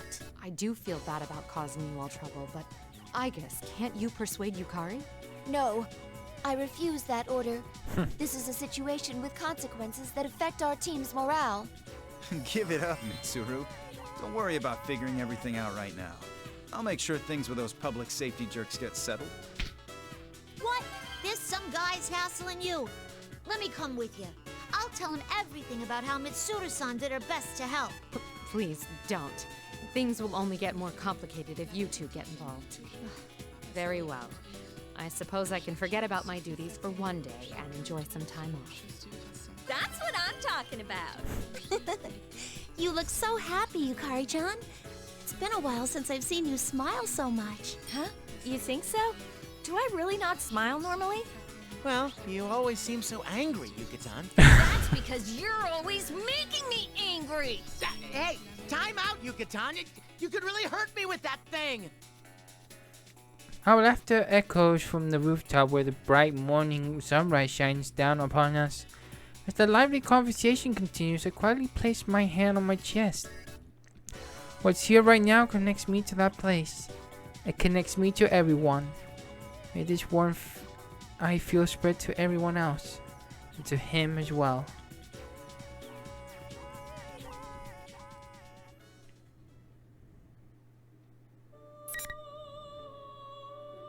So now we have the epilogue. Literally giving us the experience of everyone else, you know, what happens next, all that kind of stuff. Let's check it out. Now with Junpei. Hey! A few days after the case ends, I was feeling kind of like an empty husk. I mean, it had been a while since I've been through anything like that. It wasn't just because it felt nostalgic, but well, I remembered a lot of different things. Like how I didn't understand a lot of stuff back Your then. pitching sucks. Stop throwing like that. My pitching doesn't suck. Your catching sucks. Don't think you're all cool just because you got a good hit the other day. What did you say? Actually, I'm watching the kids practice, so I'm not particularly paying much attention. Just when I think things are getting peaceful, ice squabble starts up. Well, it's a coach's job to settle things like this. Hey, break it up. What's going on here? Stay out of this, Junpei. Coach Junpei, right? So, what's up? He blames me because he can't catch. It's because you got no control. Everybody knows it. The kids all stop practicing and gather around the argument. These kids have a way too much energy and get into fights frequently, so I need to meditate this conflict in a mature, dignified way in order to be a good example. Children pick up on that kind of stuff, you know. Hey, listen up. The most important thing in baseball is teamwork. No matter how good you might be alone, you'll never win a game by yourself. You can't play baseball if you're the only one on the field, right? Of course not. Right, well that's just common sense. But if you keep putting the blame on other people, you're gonna end up all alone eventually. If you think the pitcher has no control, then you gotta try to work hard to catch anything, no matter what he throws your way. And if you think the catcher blows meaty chunks, try throwing balls that even the worst catcher can grab. If you both practice together like that, then everyone gets better and the entire team gets stronger. Isn't that right? Yeah, that was awesome. Go me. I wonder if these guys will ever look back on these days and think that they never understood what was going on. I bet they will, just like me. I gave them a good talking to. And since this was a great place to end for today, I call today's practice over. As everyone says goodbye and goes their separate ways, one of the kids doesn't leave. Is that Goro? It looks a lot more humble than usual. Noticing slight changes in your players is one of the things that make a great coach. Hey, aren't you going home? Junpei, do you have a girlfriend? What? What's he asking me that over all of a sudden? Sheesh. Kids these days. I didn't think so. Hey, what's with the attitude? That's really rude, you know. There's a girl I like, but she's gonna move away. I didn't know and we got in a fight. Fight? I thought we'd make up like we always do. Even when we get in fights, things always go back to normal in a few days. Damn. But when I heard she was transferring to another school, I got worried about what would happen if I couldn't make up with her.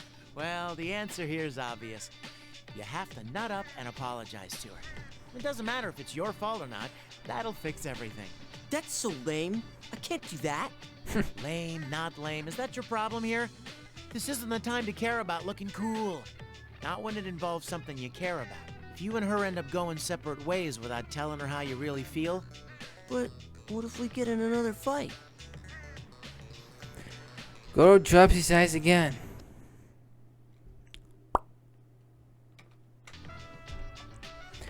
Well, that's the kind of that's this kid's bad habit. He acts all tough, but when he thinks matter most, his timid side comes out. Aren't you the team's cleanup hitter? You gotta strengthen up your resolve. I guess I better do the coach thing and encourage him. But the way Goro's hanging his head makes me a little uncomfortable deep down. Why? Because my own words are coming back to haunt me. Regretting not to tell someone your feelings before you have to part, huh? Yeah. The grand slam I whacked in my dream. I can still feel it in my hands. And I got up on the platform for the MVP interview. That time ended before I could say it. But this time, when I still haven't answered this question, Goro peers into my face. Oh well, guess I need to strengthen my own resolve. I look at the empty outfield and picture myself in that dream. You get a hit, you'll be a hero. Are you gonna try for a grand slam? Goro seems dazed for a second at my sudden enthusiasm. But his clouded face quickly breaks out into a bright smile. And he's his old tough self again. Alright, I'll go do it. Goro's going for a grand slam with his girlfriend, huh? I don't know if I could call him optimistic or if he doesn't really know what he's talking about. But at least it looks like I got through to him. In which case, I think it's time the ace slugger swings for the fences too. All right. After high-fiving Goro, I grab my stuff and run for the station. This time I won't oversleep. Just in case for anything else happens the same. Hey, Junpei. Damn. Junpei still trying to remember Chidori. Pretty sure this is Igus. The view from the pier matches an old memory of mine. The color of the sky, the ocean, the sounds of the waves. This is the first time in years I've come back to this place. Whoa, this brings back memories. Oh, it's Yukari. How long has it been since we were here? We were second years in high school, wasn't it? It would be 3 years years ago. It was the summer of 2009. Only 3 years, huh? It feels more like 10. You don't say. A lot has happened since then. I see. Now that I think about it, you haven't returned to Yakushima since then either. We leave the beach and follow a woodland path. The virgin forest is filled with lush greenery and the air is cool and clean. We're headed to the remains of Ergonomic Research Lab. You want to go to Yakushima? Yes, if possible, that is. I don't believe there's anything left there aside from warehouses, though. Yes, I understand that. I guess I have no intention of preventing you from going there. But may I ask why? I have wanted to go back for a while now. That was when my sister's case began. So I thought that now would be a good opportunity. I wanted to see for myself what led to my birth. I think it's a good idea. Yukari-san. Isn't it normal to want to know about things like that? We're talking about your roots here. I see. Actually, I was just thinking about taking a vacation too. That battle from the other day was a lot more grueling than I imagined it would be. As Yukari-san says, it truly was a fierce battle. Because I was severely damaged, my maintenance had to go on for a good deal longer than usual, and I spent a long time in my repair bay. That's why I've been longing to feel the light of the sun. I'm unsure if Yukari-san knows that I feel this way, but she smiles. Hey, Aigis, why don't we go together? And it'd be nice if we could stay at your summer house, like we went to before, Mitsuru-senpai. Though Mitsuru-san smiles knowingly, she really agreed to our request. The last time we lived together was back when we were roommates during our 3rd year of high school. You're right. That brings back memories. I told you to stop being so overly polite because it made you stick out in class. And yet, you never did.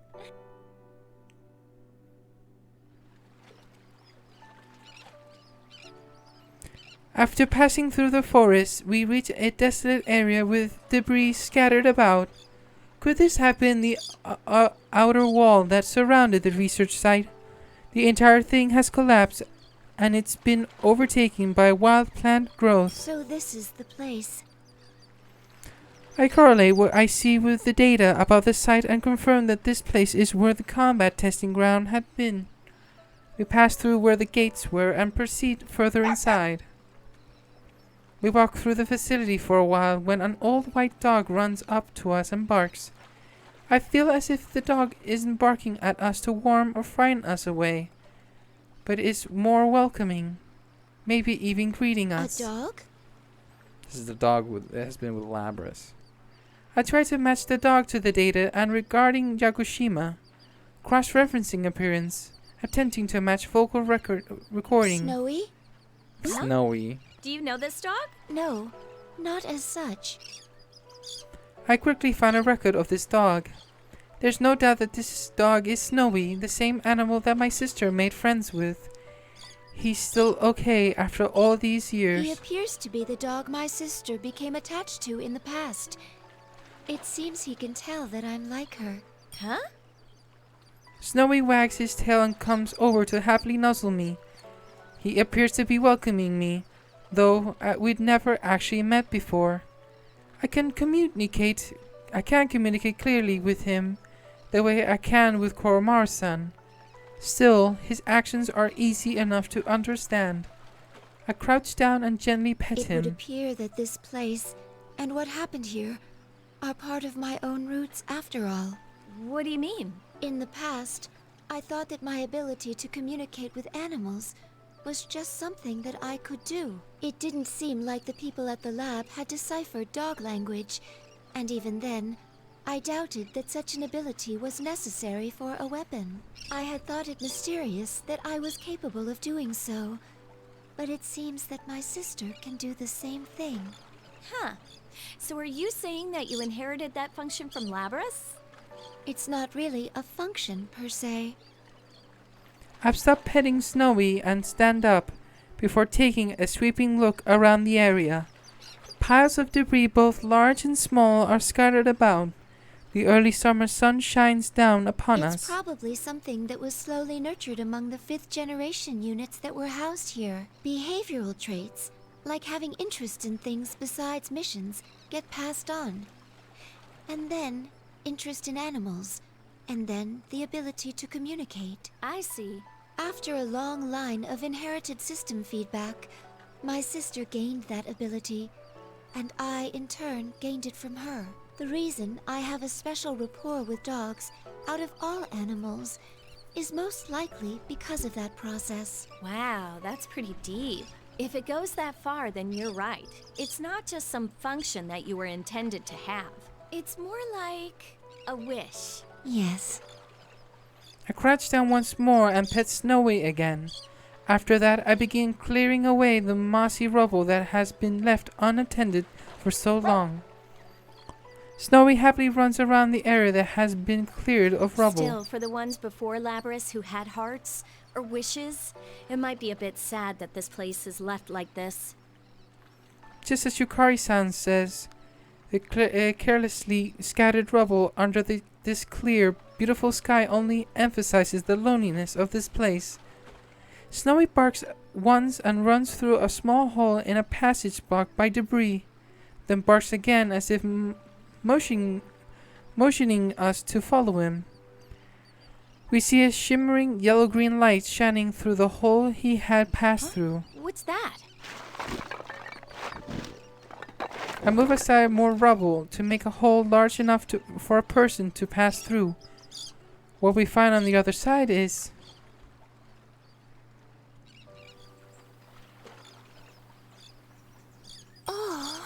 the combat testing ground. Wow, it's super pretty here. What is this place? There's a tall cylindrical structure that looks like a greenhouse reaching high above us. It seemed this area was once indoors, but the ceilings have long since collapsed. This structure stands directly under the blue sky. The clear cylinder has literally acted as greenhouse, allowing the area inside to grow lush green grass, trees, and vibrant flowers. Even birds and butterflies flit about inside. This place is something like a paradise out of the children's book. But these are the remains of the anti-shock chambers, where Labrys and the other units of her model had undergone battle tests. There are many plants here that only grow far to the south of this latitude. This building's windows seem to have coincidentally formed a greenhouse. I take a closer look around and notice a large sword stuck into the ground in the center of the room. The unit that used this weapon is thought to have been destroyed, but the sword remains here unchanged. The number 024 is stamped into this. It may have belonged to a unit that fought here. Oh, I see. It's kind of hard to believe that this place was once such a nightmare. Once such a nightmare. As far back as my memories go, it's not wrong to say that this place was just as Yukari's son describes it. And the way this room is now, it may be a fitting tribute to my sisters who fell here, within this very chamber. The large blade here is more than half covered with a soft green moss, and small birds are using it as a perch. Hey, I guess let's ask Mitsuru-senpai to keep this place like it is. Yukari-san. And why don't we bring everyone else here from time to time? Let's bring Labrys next time, too. I nod. My power is your power. That's why I'll never forget you all. As the last of the anti-shadow suppression weapons, I will fulfill my duty to protect my companions and my sister, protect humanity, and create a future with your memories within me. I'm glad I came here. I feel happiness in the depths of my heart and take a step forward. I raise my voice as loud as I can, so it echoes throughout this entire chamber. Everyone, thank you. The chirping of the birds and the sound of the waves echo on forever. Damn. That was touching. That gave a little bit more of Aigis than Labrys. Oh, this is Akihiko. This is Akihiko. And I can already tell this is Akihiko. Or maybe Ken. This could also be Ken, because of the shrine. But I feel this could be Akihiko. A few days after the case was resolved, I stand before a gravesite. The marker is still new and We clean. finally met. I'm sorry it took me so long to come. Oh, never mind. It was Labrys. Never mind. Some of my memories are those from another machine like me, Unit 024. Yeah, the one with the sword it's her friend, basically. She and I were in the same production generation. Some of those memories are of a girl. Mitsuru and her people aided me in finding the girl and finding out who she was. Yeah, I think this is the part. Yeah, now I'm remembering. So this is the part of how, like, she finally gets to meet the little girl that I guess gave her voice that way, and maybe personality as well. The first word in her records after her name, deceased. Miss Ruchan was apologetic when she told me about this, but I wasn't surprised. The girl in my memory had been in a hospital room. That's why, in my heart, I was kind of expecting things to turn out this way. You know, there's a bunch of stuff I wanted to say, and I don't know where to start now. But thanks so much for giving me life. No words come back to me from the gravestone. I didn't make it in I have a time. younger sister, and I've got companions and friends too. Because you wished for it, I have a happy life now. But there's nothing I can do to repay you. Mommy, there's someone here. As I was standing still, a boy approaches me and looks up with curiosity. A woman, apparently his mother, follows him and bows to me. She's holding a bouquet of flowers. It seems this family has come to visit this girl's grave. I'm sorry. Are you, this girl's family? Oh no, it's just my boy has the same illness as the girl who's here. I look at the boy. He does seem thin. He otherwise doesn't appear to be in poor The girl health. here agreed to submit to a great many examinations when she was young.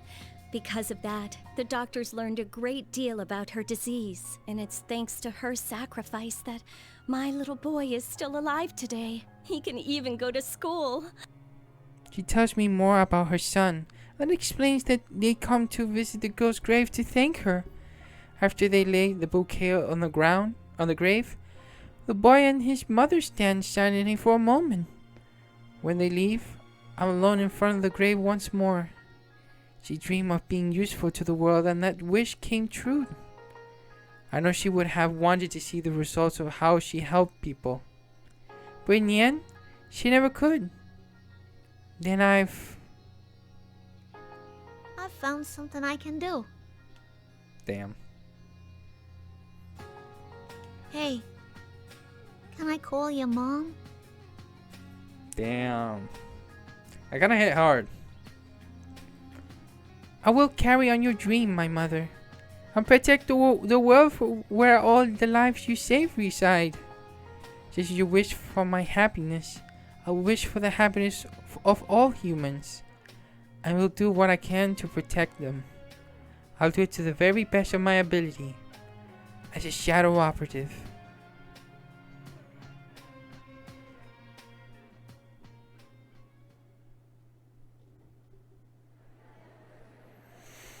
Alright, let's see who's... Miss Yamagishi, this is a spectacular feat.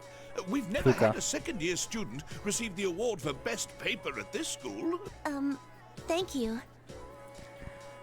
I think we have the opportunity to voice Fuga after everything. Expect, you know, her little episode. I received an urgent summons from my lab at college and found my professor there openly praising You're me. already getting recruitment calls from labs and corporations, but I'd recommend that you devote yourself to studying abroad. Abroad, you say? I just happen to be friends with a professor who's searching for an assistant. If you wish, I can write you a letter of recommendation at once. I hesitate a bit on how to respond to my professor's cheerful words. Ever since I entered the engineering department, things have become awkward with my parents. Though they still look pained when the subject of my not entering medical school comes up. Perhaps they'll be impressive with me if I tell them that I'm going to study abroad at a famous college overseas. But even if I were to leave Japan, if something were to happen to Mitsuru-san and the others, I'd show no hesitation in coming back here. Even if it wasn't for a case involving shadows. For example, if I was told that they didn't have anyone they trusted to perform IGIS and Labor's maintenance, I still feel the same. I have no intention of actually joining Shadow Operatives, but I want to help out as much as I can until the organization's foundation becomes more secure. I'm not afraid of moving away from them, but considering what Mitsuru-san is trying to accomplish, there are a lot of things that I can't help with if I'm too far. How about it, Miss Yamagishi? I'm sorry, but I'll have to decline for now. If the time comes when I feel a need to study abroad, I'd like to ask for your assistance then. Yes, that's what I thought. Then I'll contact them at once and... wait, you decline?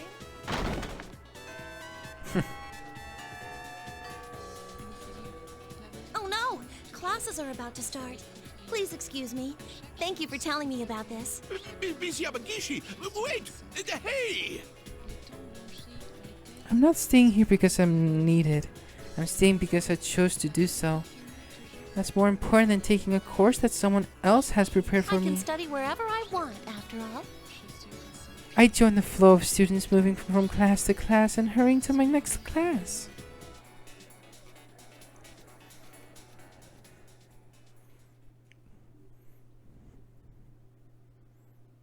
Now we're going with Ken. The early summer weather in the Gekkoukan schoolyard is refreshing after school. We are absorbed in chasing the ball like always. Not gonna happen. One of the players I'm guarding against goes flying and the game stops. Crap, did I get a little too rough? I rush over and see how he's doing. Sorry, are you okay? I'm fine. It wasn't a foul. That was a great tackle, Ken. You've been on fire lately. Luckily, he doesn't seem hurt. I relax, then grab his hand to pull him up with a smile. Well, we do have a match coming up soon. Isn't our opponent supposed to be a strong team? Yeah, you're right. All right, let's all put some more effort into this. Once more. Okay, let's do this. Keep our spirits up. Yeah! Sun has almost set, and it's about time to wrap up practice. I look around the school grounds at the other teams finishing up. I can tell they're looking at someone standing in the corner of the schoolyard. Oh man, I didn't think she'd come here wearing that battle outfit of hers.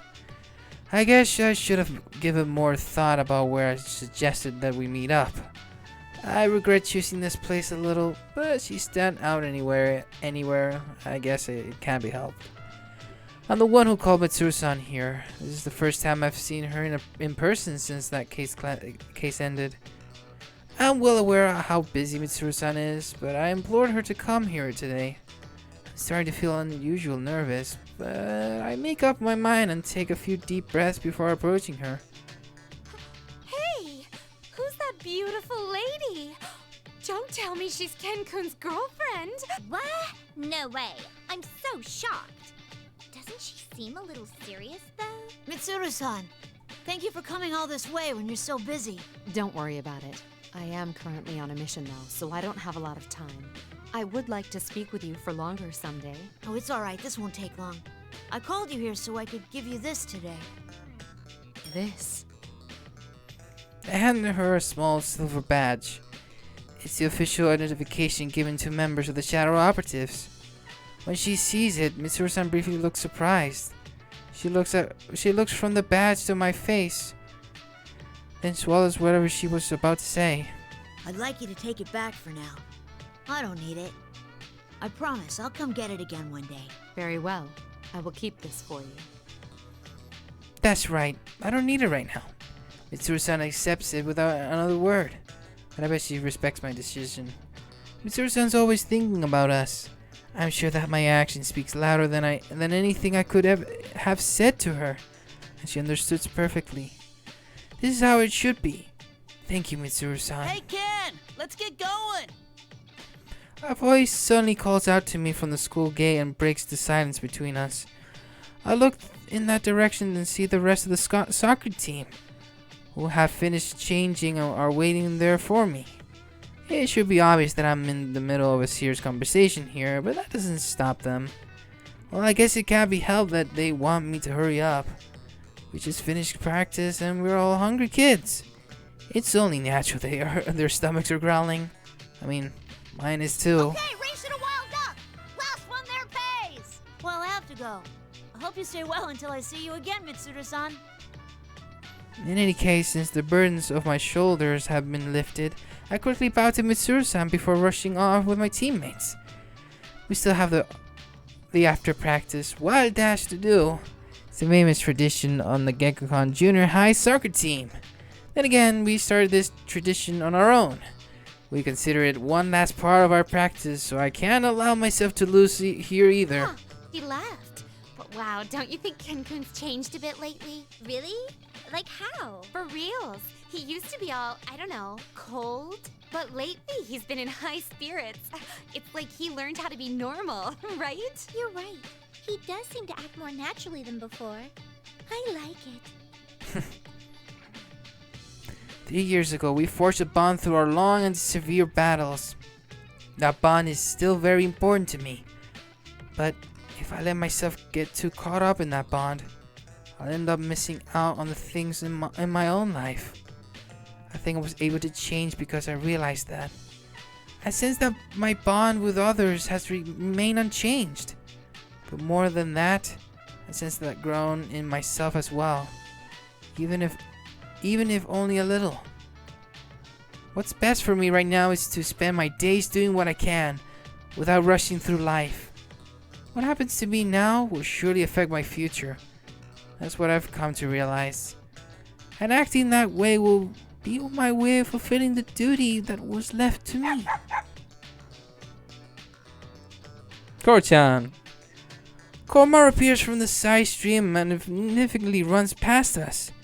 Koromaru's been showing up like this from time to time and racing us to Burger Place. I remember thinking this during the recent battles, but even though Koromaru's quite old, he surely doesn't seem that way. I bet he's determined not to let us kids beat him either. Well, if he's challenging me, I can't just let him win without a fight. I pick up the pace and chase after the white furry shape ahead of me. Koromaru's awesome. It's like best character.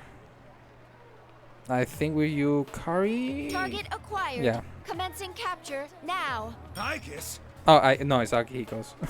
Damn, Akihiko. You look snazzy in that outfit. I thought I was well concealed in the crowd in front of the station, but Aiga comes charging towards me. The people around me draw back and people walking by stare dumbfounded. Not again. It's time for your English 2 class. I'm gonna be absent today. Absence without Mitsuru-san's express permission will not be tolerated. Now, the class doesn't do roll call. If I pass the final exam, I'll get the credits I need. I've already mastered English anyway. I've heard that some college classes randomly take roll. One cannot discount the possibility. With that, Professor?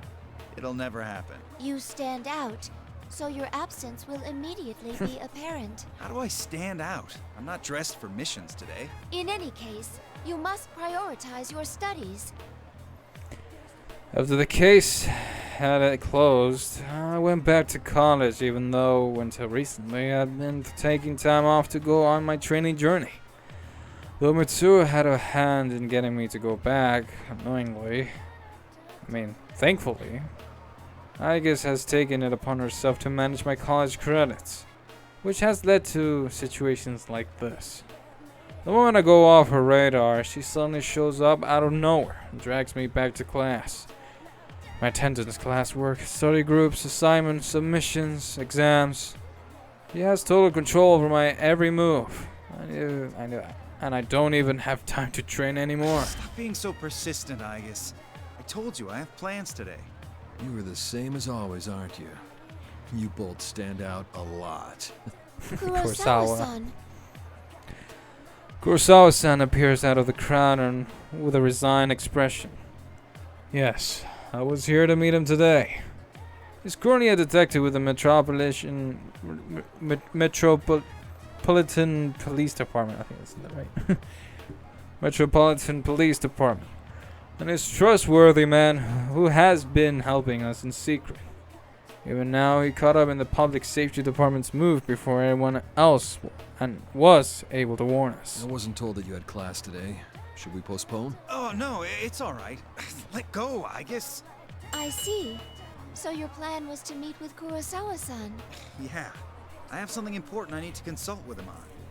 That actually seems to be the case for once. I don't have much time to spare either, so why don't you hand him over to me for today, Aigis? If that is the case, then I understand. I will await your report later. Aigis says so politely as she realizes my arm and salutes Kurosawa-san. With that, she disappears back into the crowd. I swear, she's been a pest lately on purpose and enjoys seeing my reactions. Oh well, I guess that means she's getting even more human-like. So, what did you want my help with? Well, this might be a bit late to ask, but I want to have enough power in the police to protect the others from the outside. So that's what this is about. Dealing with people from that side of the business is more trouble than fighting shadows sometimes, you know. Oh, I know. That's why I need power besides what I can do with my fists. Kurosawa-san smirks in I like the response. look on your face. That reminds me, you're old enough to drink now, aren't you? Well, yes. What's this? You don't like alcohol? No, alcohol and protein shakes go surprisingly well together.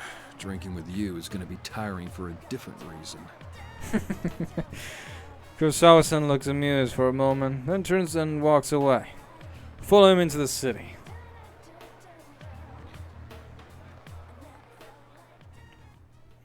They were going buddy-buddy. Who's next? This has to be... Yeah, I think this is Yukari. This has to be Yukari. Mr. Senpai and I are walking through the city, which has suddenly become filled with summer fashions as the long holiday draws to a close.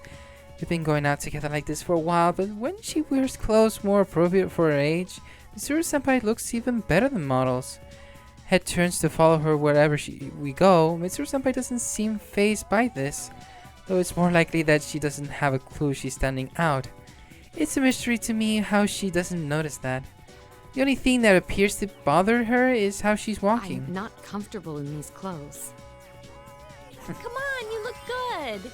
And you know what they say, when in Rome, do as the Romans do. But doesn't such a frilly skirt interfere with how you walk? Huh? Senpai, I know you wore a skirt as part of the Gekkoukan High uniform. A uniform is fine, since it's like battle attire. Battle attire, huh? Hey ladies, how's it going? Are the two of you looking for a good time? Why don't you join us and have some fun? Would you mind getting out of the way? I'm trying to enjoy my day off with my friend. Again, I mean, yeah, she stands out, but how many times have we been hit on just today? Well, if not today, how about another time? Can I get your phone number? Maybe we could go out sometime. Oh. The man hitting on us touches my shoulder. This guy either has guts or he's really slow on the uptake. Either way, this isn't good at all. Mitsuru Senpai's arm flashes out like a snake and grabs the man's wrist. Mitsuru Senpai, hold on! I'd prefer it if you kept your hands off my friend.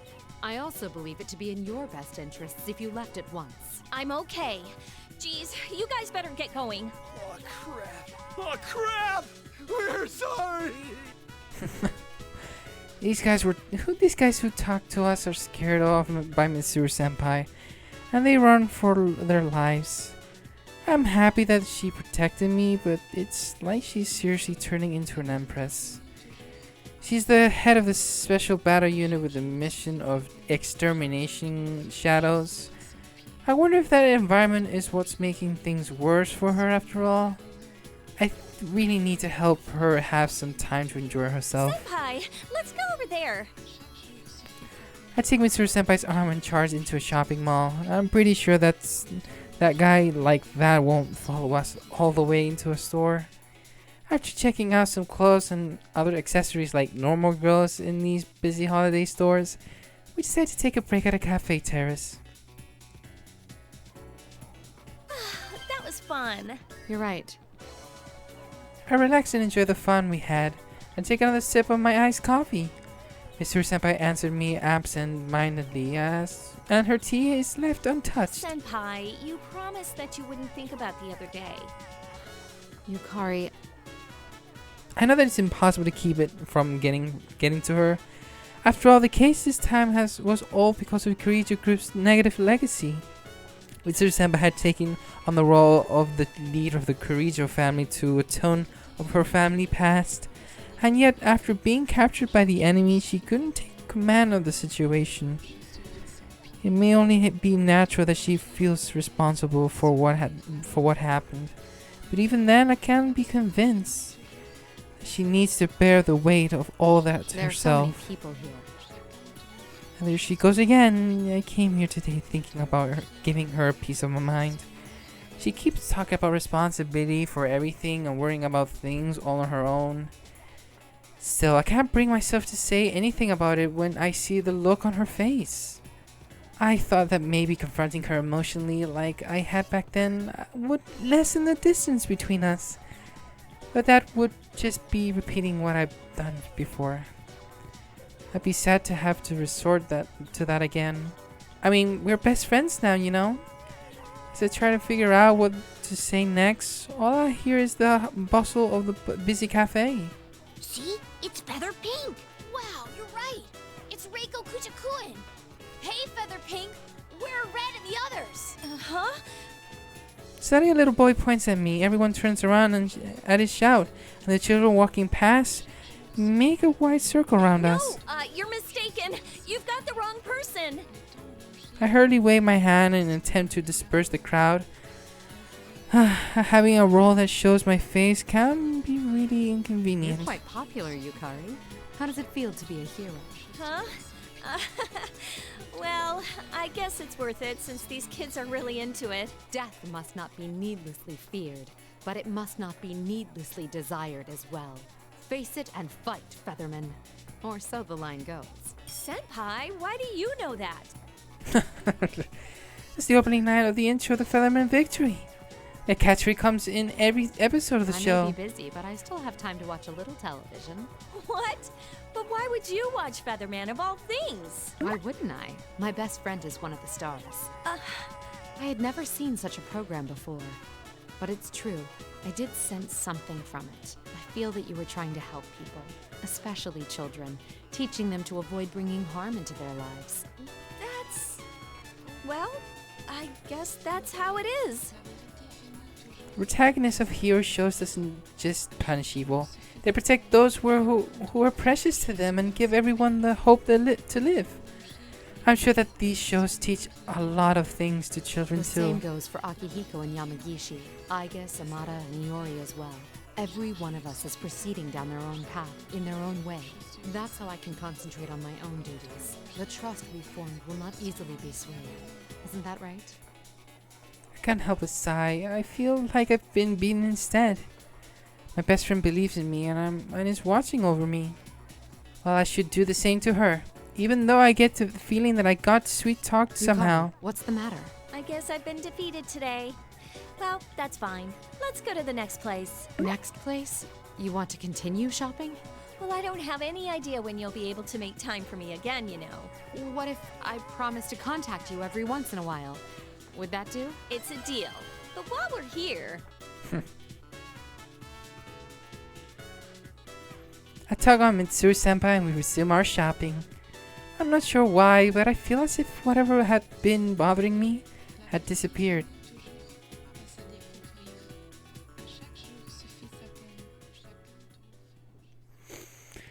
Damn. I think obviously this is Mitsuru.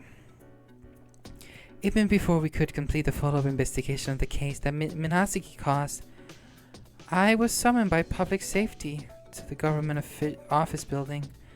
I would have liked to ignore this meeting, which is sure to be nothing more than an interrogation, but it's better that I go than for them to get their hands on Labras or Minasuki.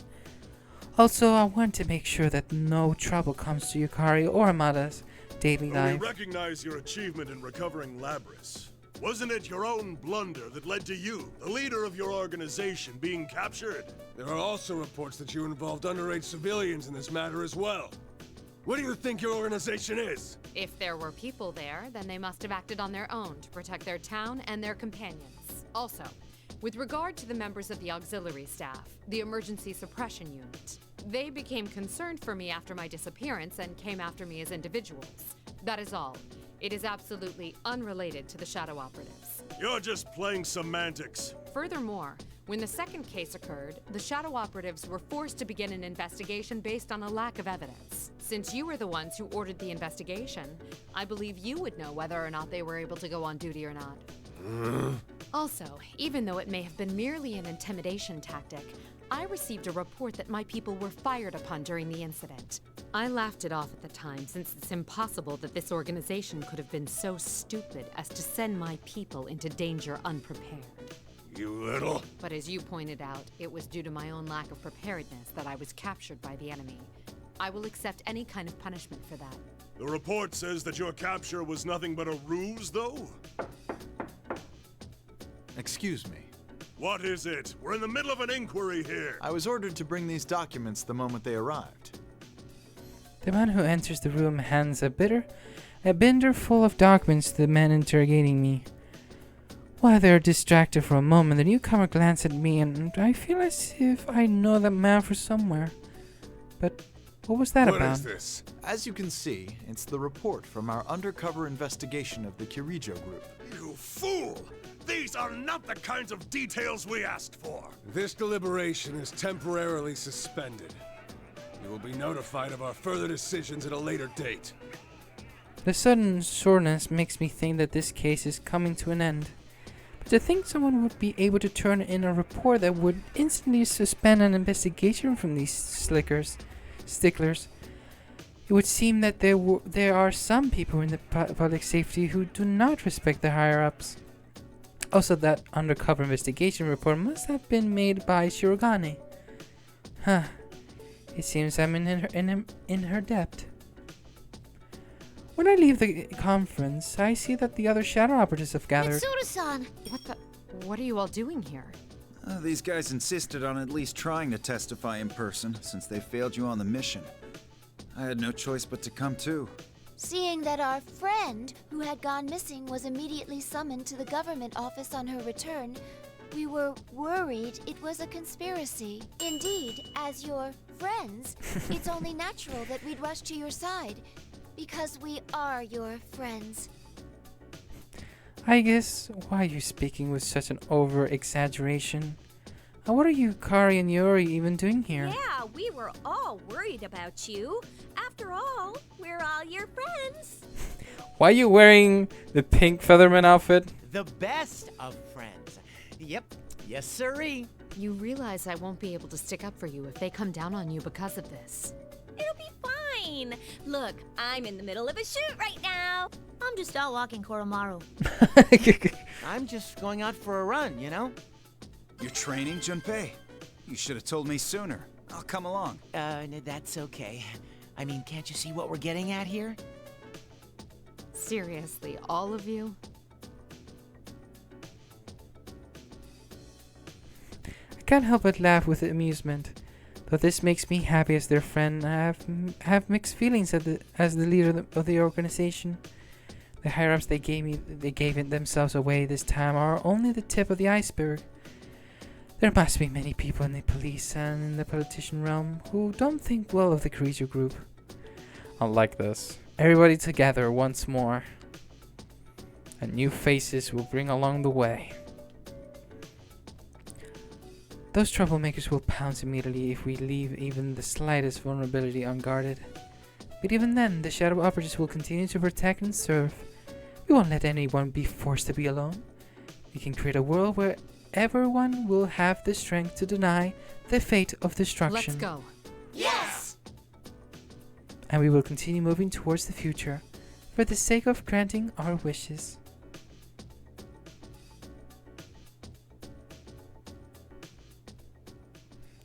The end of episode Persona 3. And that was awesome.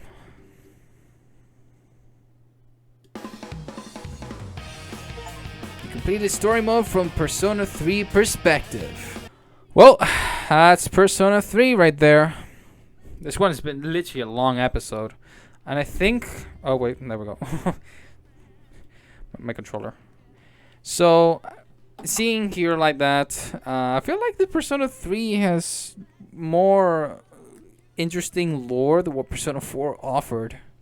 Like, we get to know actually a bit of more reasons of more or motivations or simply more in depth of why Sho or even Minasuke or even absolutely everything. Even Shuji Kutsuki, which I feel like he had more of a connection than it was told Persona 4. Persona 4 was kind of like, I guess they, everything was going on in their town. It was more like they were sent it to them and like, oh, everything's going wrong in the town. We must save. And that was basically it. They just done it. Your everyday normal, that kind of stuff. But I feel like through episode Persona 3, they kind of went through. Yeah, we're going through the same stuff what happened 3 years ago. It seems to very connected through Shuji Kutsuki. And even to the point that it's trying to like reanimate or re-experience what happened 3 years ago inside of the game. And I understand why episode Persona 3 is told way much better than episode Persona 4. But sadly, it looks like the most canon one would be episode 4, because after all, this game is called Persona 4 Arena Ultimax. But I feel like, I think what most likely they would end up doing is that absolutely every single important detail is canon. I mean, look at Theodore, for example. Theodore is indeed, here alongside with us. And even other points, like even Elizabeth, or like what happened after Persona 3, what she's been doing, and what everybody's been doing, and RC with the key plot points is also, I think they would even consider them canon. So literally, I think what's canon to the story is mainly a few key points or moments, and that's how you say, you know this? Yeah, this is canon. How? Well, your guess is good as mine.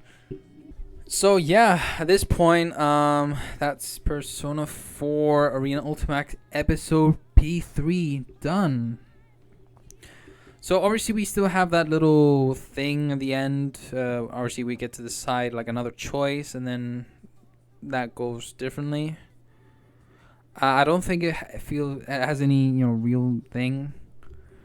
So I may actually not do it, because after all, it's like the same like what was the other one. It's literally the right answer that I chose. It's like, because after everything, I mean, it can be confusing because, Persona's kind of like, the power of bonding, that kind of stuff. But the choices here are actually just, because you were alone, you were able to forge a bond with yourself. So that's what happened with the show. And might be confusing, but playing like all the Persona games, that it's like the power is within friendship.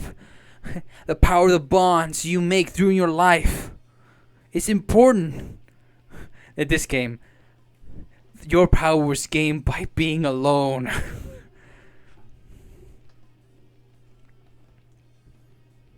But I'm not I'm not quite sure if I do need the other option to unlock the true ending of this game.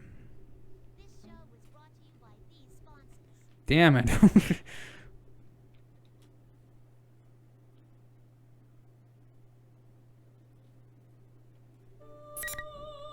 And there we have it. So yeah, I think I do have to do... as you can see here, it's not 100%. I have to have this 100%, so I'll definitely do this in the next episode. Oh wait, hold on. Wait a second. Wait a second. It does have a reason. It does have a reason. Well, guys, I think we have an objective in the next episode. Next episode, we're definitely going to be focusing on through the true ending of the game. And then obviously our last episode would be episode Adachi. So I hope you guys enjoyed this. Leave a like, subscribe if you're new. And yeah, next episode we'll definitely be taking care of finishing up Persona 4 Arena on Ultimax once and for all. So I hope you guys enjoyed, and I'll see you guys next time. Until then, peace out.